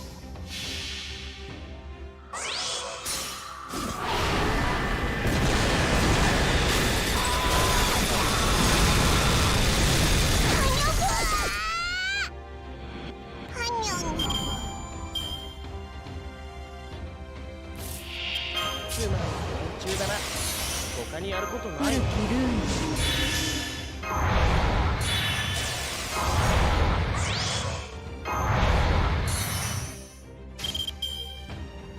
ンなんだと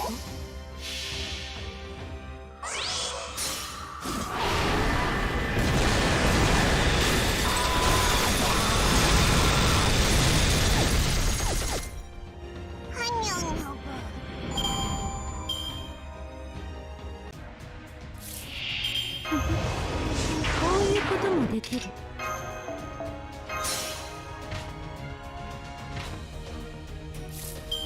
どれにしよう。こういうこともできる。どれにしようかな。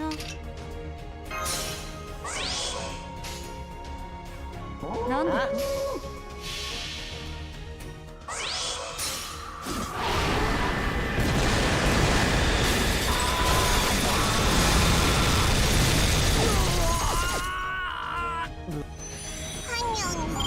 これでも勝ちは勝ちだよな。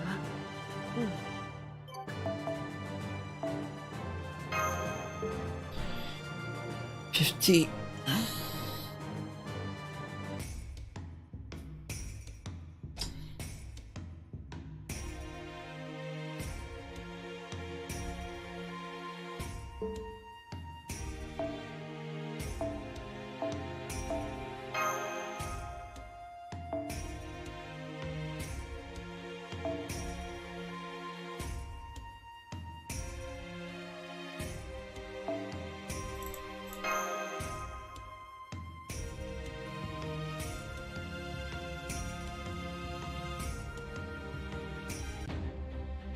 愛そうか殺す。どれにしようかな。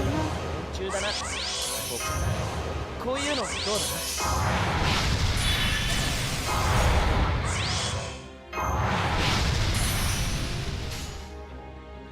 あ、行くぞ。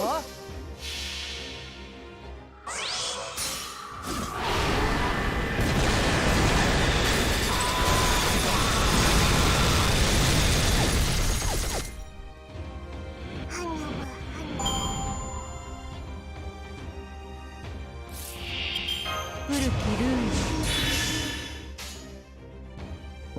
あ、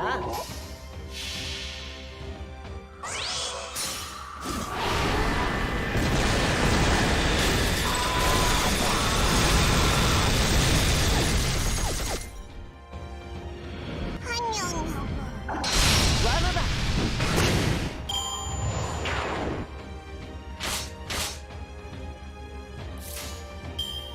なんだと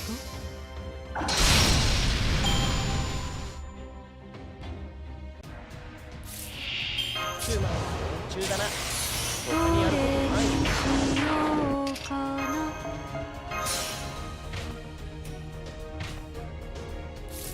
どれにしようか。こういうことも古きルーン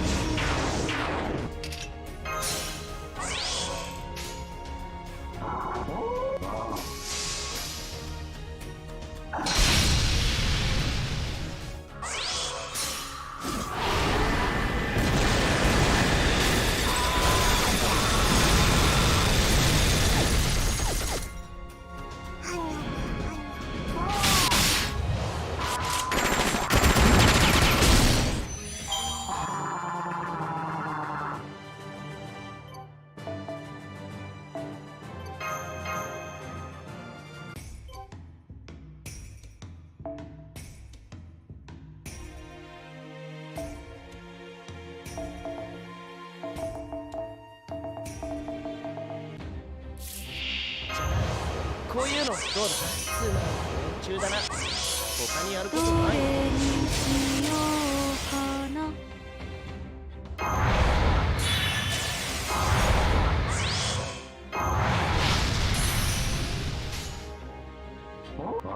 なんだと。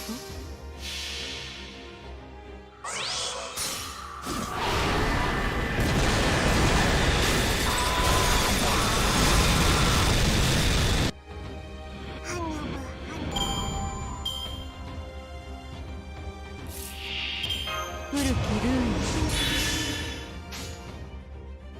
ああ、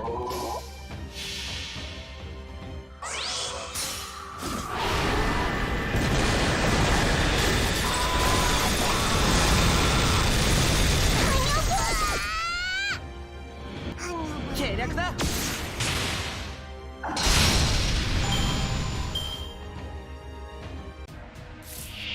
どれにしようかな。こういうのどう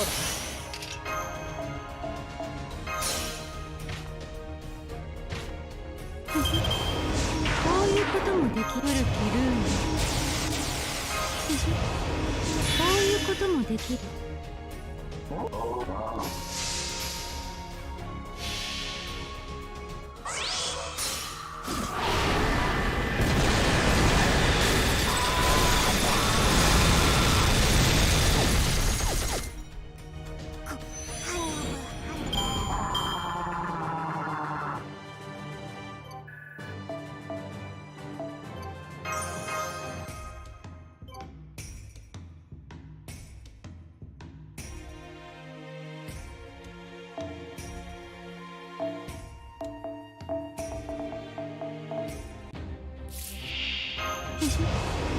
ういうこともできる。こういうのどうだ。つまり連中だな。他にやることないの？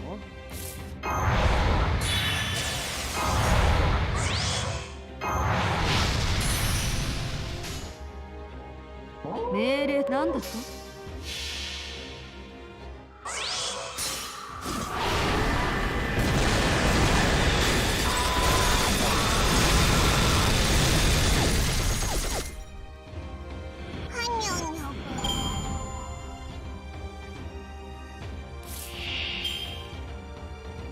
どれにしようかな。ああ、無駄だ。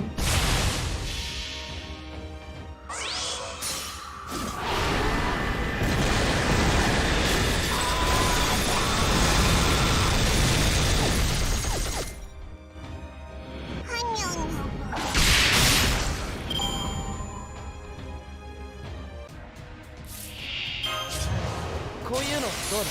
古きルーン。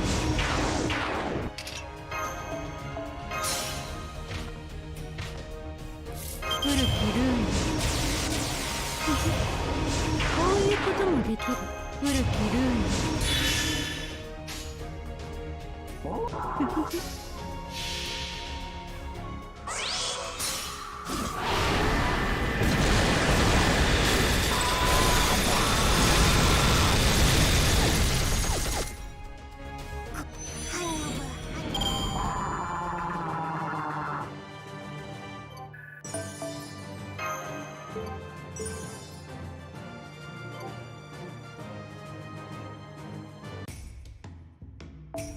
貝を拾いに行ったり。びっくり。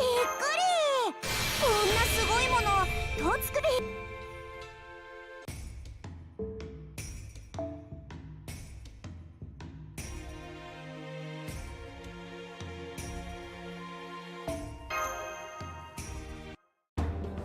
Start a workshop.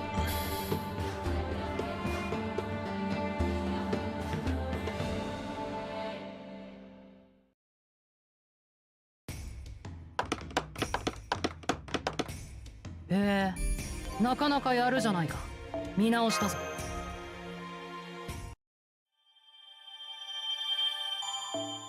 よーし、この調子でどんどんいっちゃおう。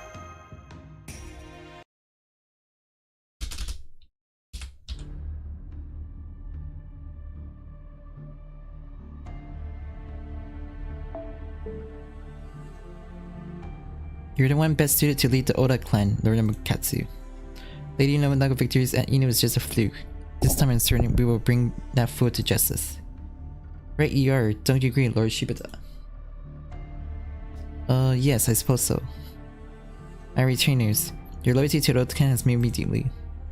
I promise here and now that I will indeed bring that fool to justice and prove the Oda clan's rightful rule to all the neighboring province. Wonderful, that's what we wanted to hear. Now the Oda clan's long-lived is all but assured. Thank you everyone, just remember to say nothing of this discussion until the day comes. Understood. Now come have dinner with me. Tonight I want you to eat and drink your fill. You're too kind, Lord Nomikatsu. We would honor to share a drink with you. Wahaha.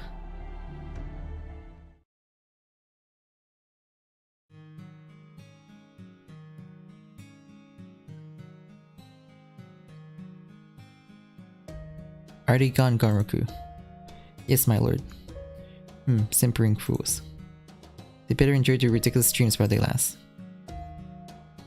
Alright, Gonroku, from here on, you'll do exactly as we planned. Are you truly certain about this, Nomikatsu? Are you serious? You already betrayed sister once. Don't think she's truly forgiven you for that. Or yes, but... it's all thanks to the incorrect idiots like yourself that I haven't been able to unify the Oda clan. Remember, it's also your fault we lost the Battle of Inu. As for how could you possibly let Yoshinari of all people get the better of you? I'm sorry, my lord, I have no excuse. Listen closely, Gonroku. Now that you betrayed sister once, you're walking a very fine line. She may be made an nemesis, but even she won't forgive you a second time.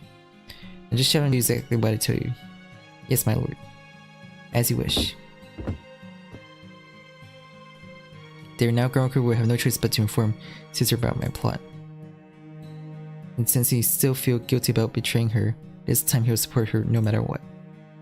He's a simple honor man at heart, and he's one of the best fighters around. He should make a good pawn for her. All that left now is for me to die.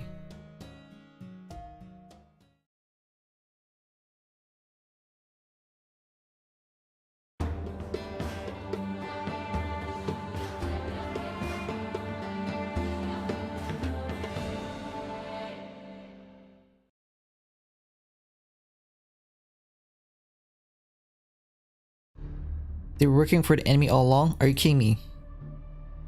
Shut up, it's not your business. What do you mean, not my business? They used to be your eyes, didn't they? Let me see, what did I tell you? I always knew there's something suspicious about them. Oh, you think? I still don't think they're bad people at heart. Wonder why they did that. What, are you stupid? Did you forget how they tried to kill you? I know you can gullible, but come on. The hell on. Still, they were helping us until then, right? Probably only because there was something in it for them. You think? But you know, the only thing those two have done since they showed up is go around destroying Hana, wasn't it? So that must be their objective. How does that make any sense? Those Haniwas were trapping our allies and basically brainwashing them, right? So if those Shinsengumi guys are really our enemy, why would they do something to help us like that? I'm guessing it's because those saying is the enemy of my enemy is my friend. What do you mean? It's pretty simple, actually. Somehow, the Haniwa must have been an obstacle to their plans. The Haniwa? But destroying the Haniwa cleared up the black haze and the enemy is controlling the black haze, so... God, none of this makes any sense. No point just thinking about it. We'll find out once we go see for ourselves. Let's go, Okida. I'll go where, Mr. Hijikata? What, you don't mean? Of course I do. We're gonna go take care of them ourselves. You Mibu sure do love your purges, don't you? You don't say it like that, Izo. She's right, Izo. There's no need to go that far. Yeah, that's right. There is why you have no friends. Huh? Where have you been, Roma? Sorry I'm late. It took a while to catch up to Uro as well, where she was wandering around every which way. Uro honest sorry, but Roma forgave Uro after Uro apologized from the bottom of Uro's heart. Big deal. Anyway, I didn't mean to eavesdrop, but I happened to overhear some of your discussion. Can you fill me in? Of course, but Yamanami and Saito Day. Those two, huh?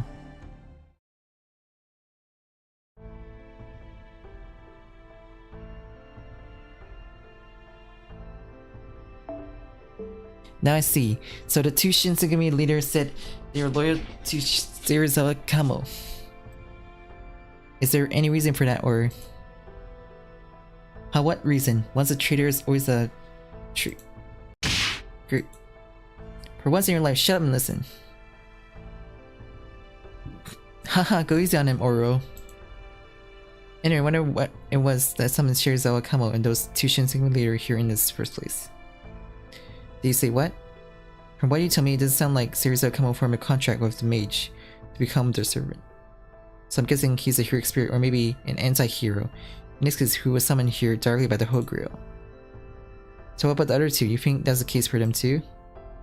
Can't say for sure, but based on what you told me, but if I had to guess, it sounds likely they... Who cares who summoned them? Question is, what do they want? And why do they pretend to want to help us? I think Lady Kenshin already figured out why they initially agreed to help us. It seems pretty clear they wanted the Haniwa out of their way. But that doesn't make sense. The Haniwa were guarding the shrines. They're releasing their dark blight. So their goal is to spread the dark blight and far and wide. Why would they want us to get rid of the Haniwa? Right, they ruin it, which is why they probably the opposite. I don't think their goal is to spread the dark blight. I think they want to collect it for themselves. And I'm guessing someone was using the shrines to scatter across the region in order to stop them. It's like letting the air out of the balloon by poking holes in it. That's probably why they turned us servants into Haniwa and made us guard the shrines too. You think whoever did that to us did it to make us guard shrines? Huh? Then whoever turned you guys into Haniwa must be. What you don't mean? That's right. Remember who the Haniwa were modeled after? Lady Ori Nobunaga.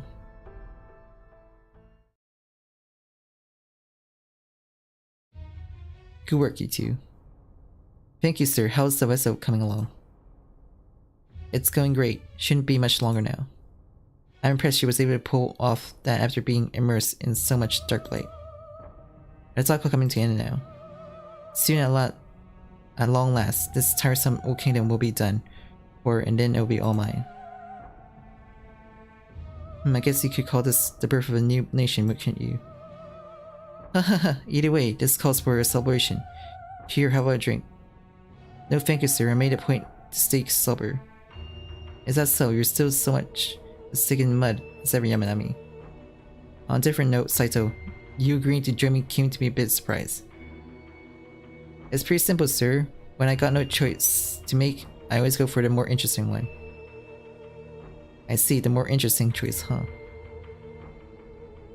So you're saying backing Kono at the time was more interesting than backing me? Aha, I'm just pulling your leg. The important thing is you two finally get who should be leading the Shinsengumi.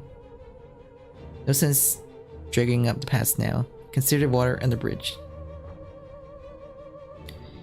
Now we just need to worry about that Queen Himiko chick and the good old Hijikata.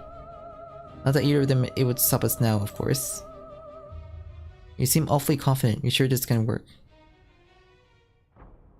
Those guys would be pretty big pain if we have to face them directly. Don't worry about that. Just stick with me and everything will work out. Besides, Saito, you know better than anyone what happened to the guys who stuck with Kono, don't you? Wahaha.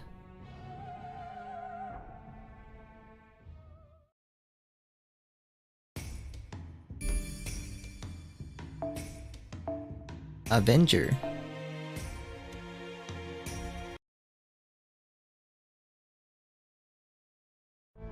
Is that the great shrine you used to use when you were alive, Himiko? That's the one. That's the place where, as Queen Himiko, I'd always... Wait, what's going on? I don't remember the area around my shrine being deserted or feeling this ominous. What happened to this place after I died? I believe Lady Io was supposed to take up residence there in your stead. But the people living here said they never once saw her. Maybe that's where my sister is now. Come on, let's hurry. What are you even doing here? It's not like you'll be any help. The god of war lady would have been much more useful. Kagatori said she was going to teach the villagers how to fight and fortify their defenses. And since Sakamoto and Oro are out conducting an in-depth investigation of the shrines, we were the only ones left to go to the Great Shrine. And if my sister's there now, then of course I need to come along. You got a point, Mr. Hijikata. If nobody really is here, it's probably better if no Kazu is too. Let's go. Hey, wait for me. Hijikata.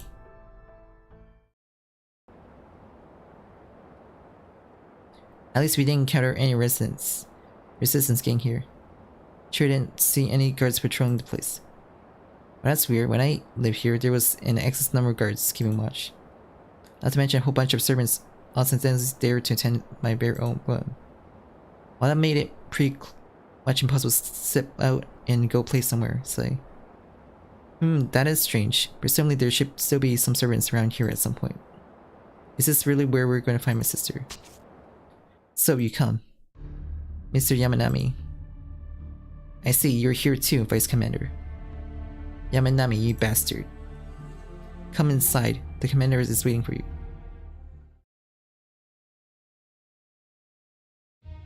Welcome, former Queen Himiko. It certainly took you long enough to get here. Dare I say you're already too late. You, what are you doing in the Queen's chamber? And would you look at that? If it isn't Hijikata, hey, how's Kondo been? He okay? Serizawa, you bastard. Alright, it completely slipped my mind. Saito told me old Kondo got the chopping block, didn't he? Haha, what a proud word to go out, am I right? Whoa there, that was close. Damn, I see your lunge is deadly as ever. Saito? Don't bother trying to sneak attack me, Soji. You'll never get away as long as Saito is around. Where's Io? Why isn't she here? Io? She was never here in the first place. How could that be? Then again, I guess it'd be more accurate to say she's not here anymore. What do you mean?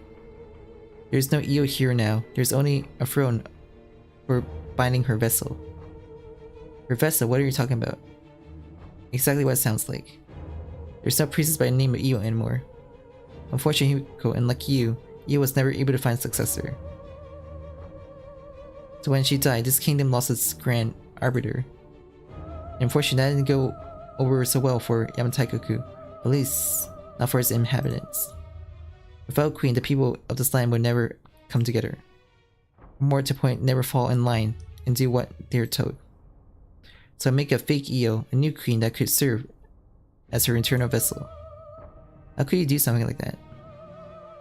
I'm guessing the real Io must have wanted to at least keep her convenient travel shrine intact. Take a look at this throne of the gods, this empty seat, and solely to hold the vessel in place. This, Himiko, is why your precious king has fallen into such a terrible state. No, it can't be.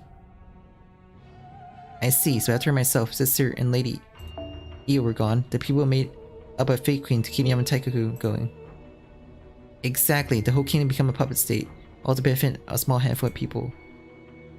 I can't believe it. All I ever wanted was to listen to the invisible voices share the prophecies.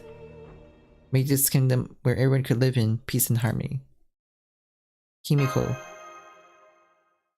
So I thought it destroyed the whole thing. What do you say? I certainly heard of Yamatai-koku myself, of course, but I never would have thought it would have fallen this low. So I figured it must have been the will of the heavens itself that summoned me here. That was meant to destroy this kingdom and create a new one in its place. The hell are you talking about?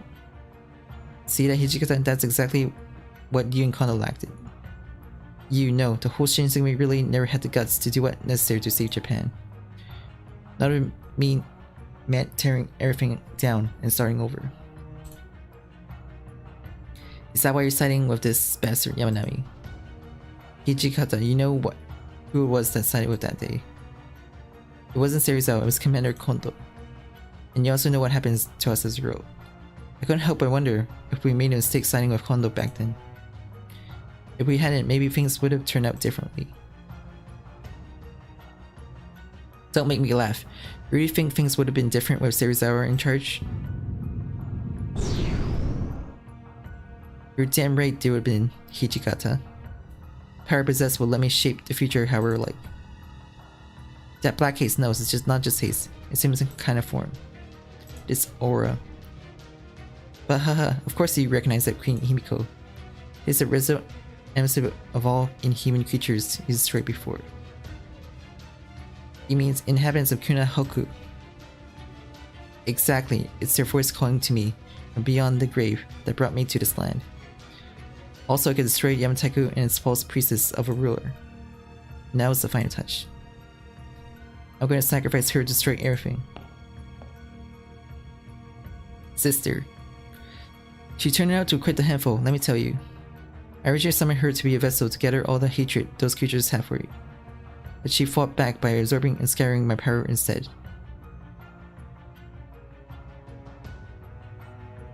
So that's why Nobunaga turned all those servants into Hanewa. I suppose I should have expected nothing less from Oda Nobunaga's spirit origin.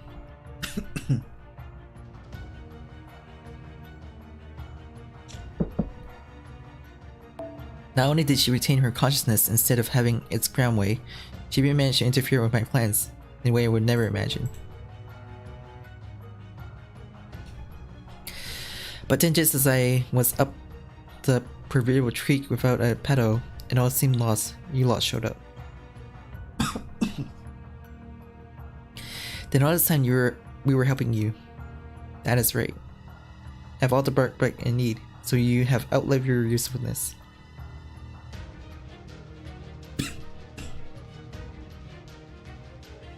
Even more inhuman creatures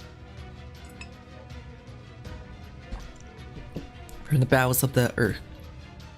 Are you nuts? If you think I'm gonna just stand back and watch you sacrifice my sister, you got another thing coming. That's right, if we stop you here and now. What are you gonna do about going on about? I'm not the only one who's gonna sacrifice her. You are.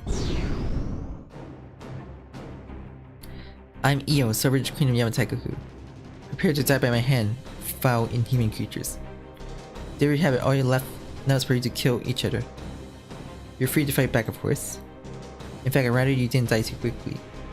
See if you do, I suppose I can always just kill this woman myself. Sure, but it has a bun like you, I'm willing to do whatever it takes, including getting my hands dirty. Seriously, so this is how you do things, huh? Or was this your idea, Yamanami? Say what you like about me, Hijikata. You certainly did what when you killed me. This can't be happening. So this is why you lured us here. This was your plan all along, wasn't it? Why do you think I said it took you long enough to get here? Still, your bad timing doesn't change the fact that you've already long since lost. Anyway, excuse me, we'll just be on our way. Wahaha.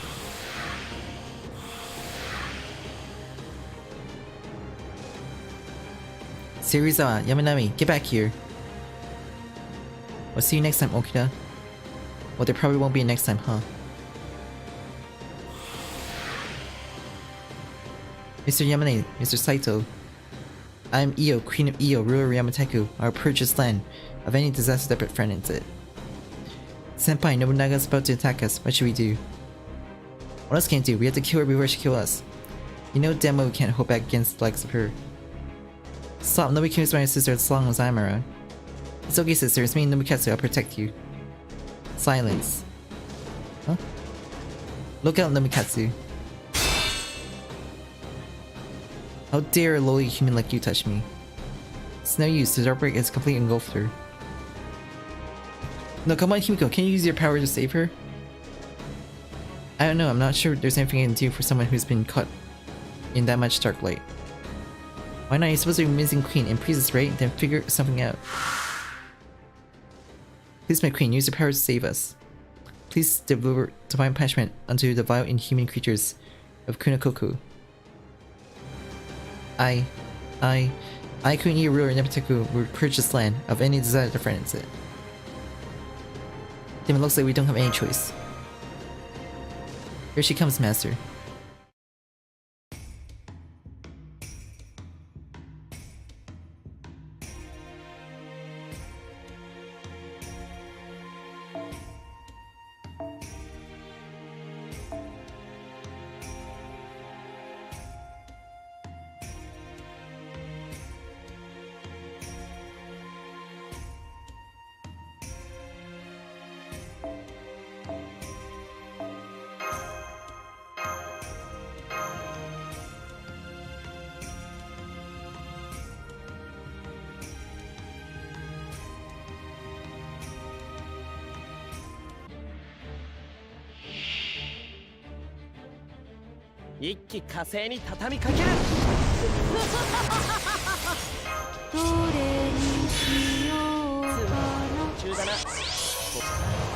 こういうのどうだ？古きルー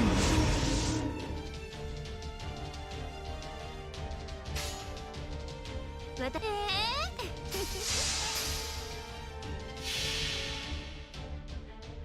リビーチャンネル。これはいけません。ですがご安心を。ビリーチャンネル。ファーストキューピッドプレッシャー。はい桜ピー豚になーれ。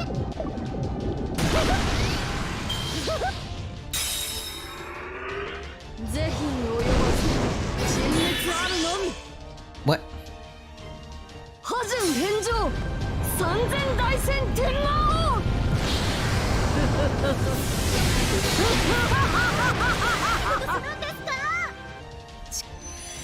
メッセイ死ねい。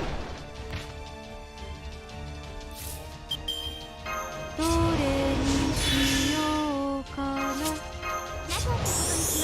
何でもできる脱獄系後輩なので生きれ古きルーム。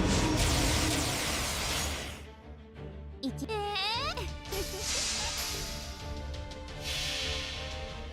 ビリビーチャンネル。これはいけません。ですがご安心を。ビリーチャンネル。ファーストキューピッドプレッシャー。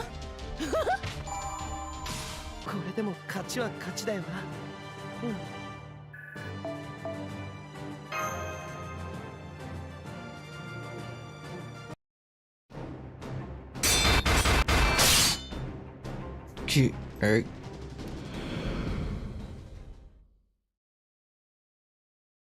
Phew, if I never go through anything like that again, it'll still be too soon. It'll be yourself again. Thank goodness.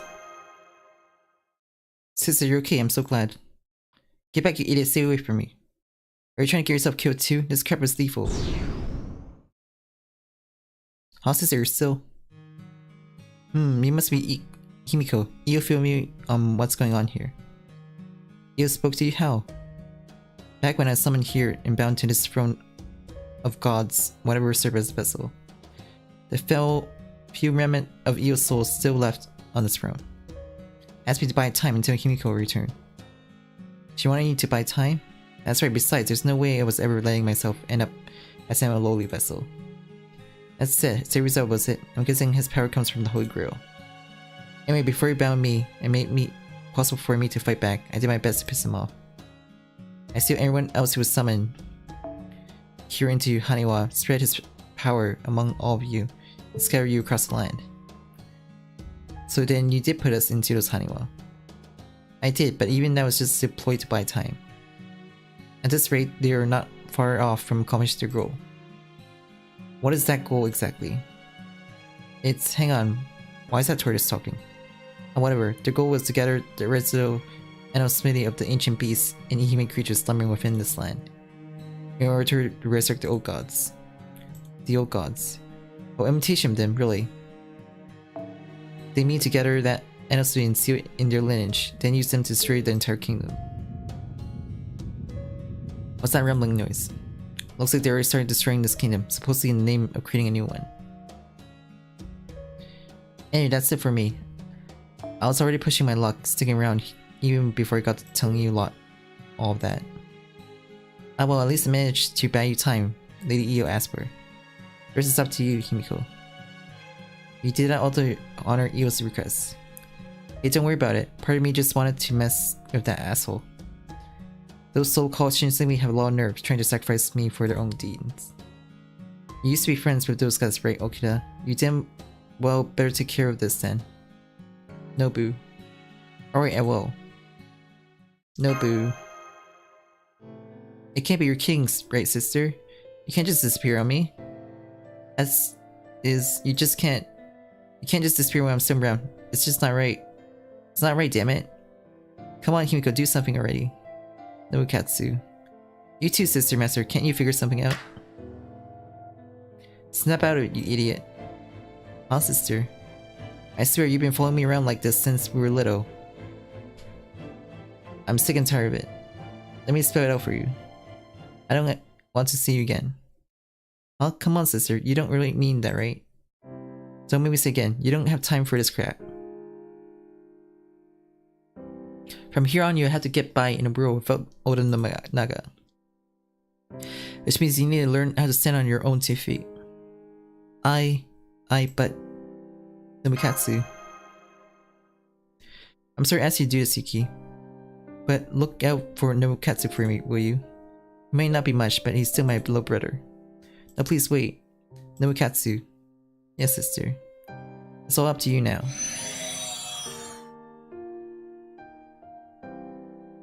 Sister. Sister. Sister.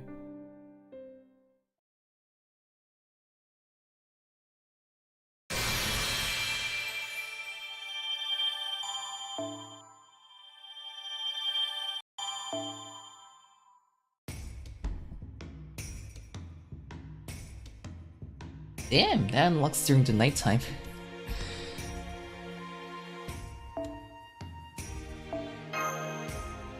Guess I can finally have breakfast.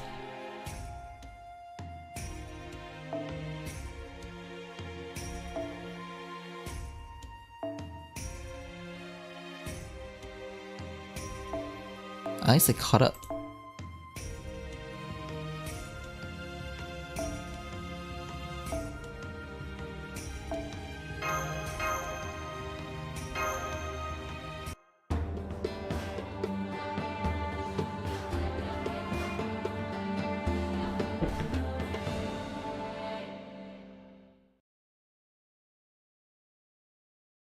After this, I'll focus on the JP side then.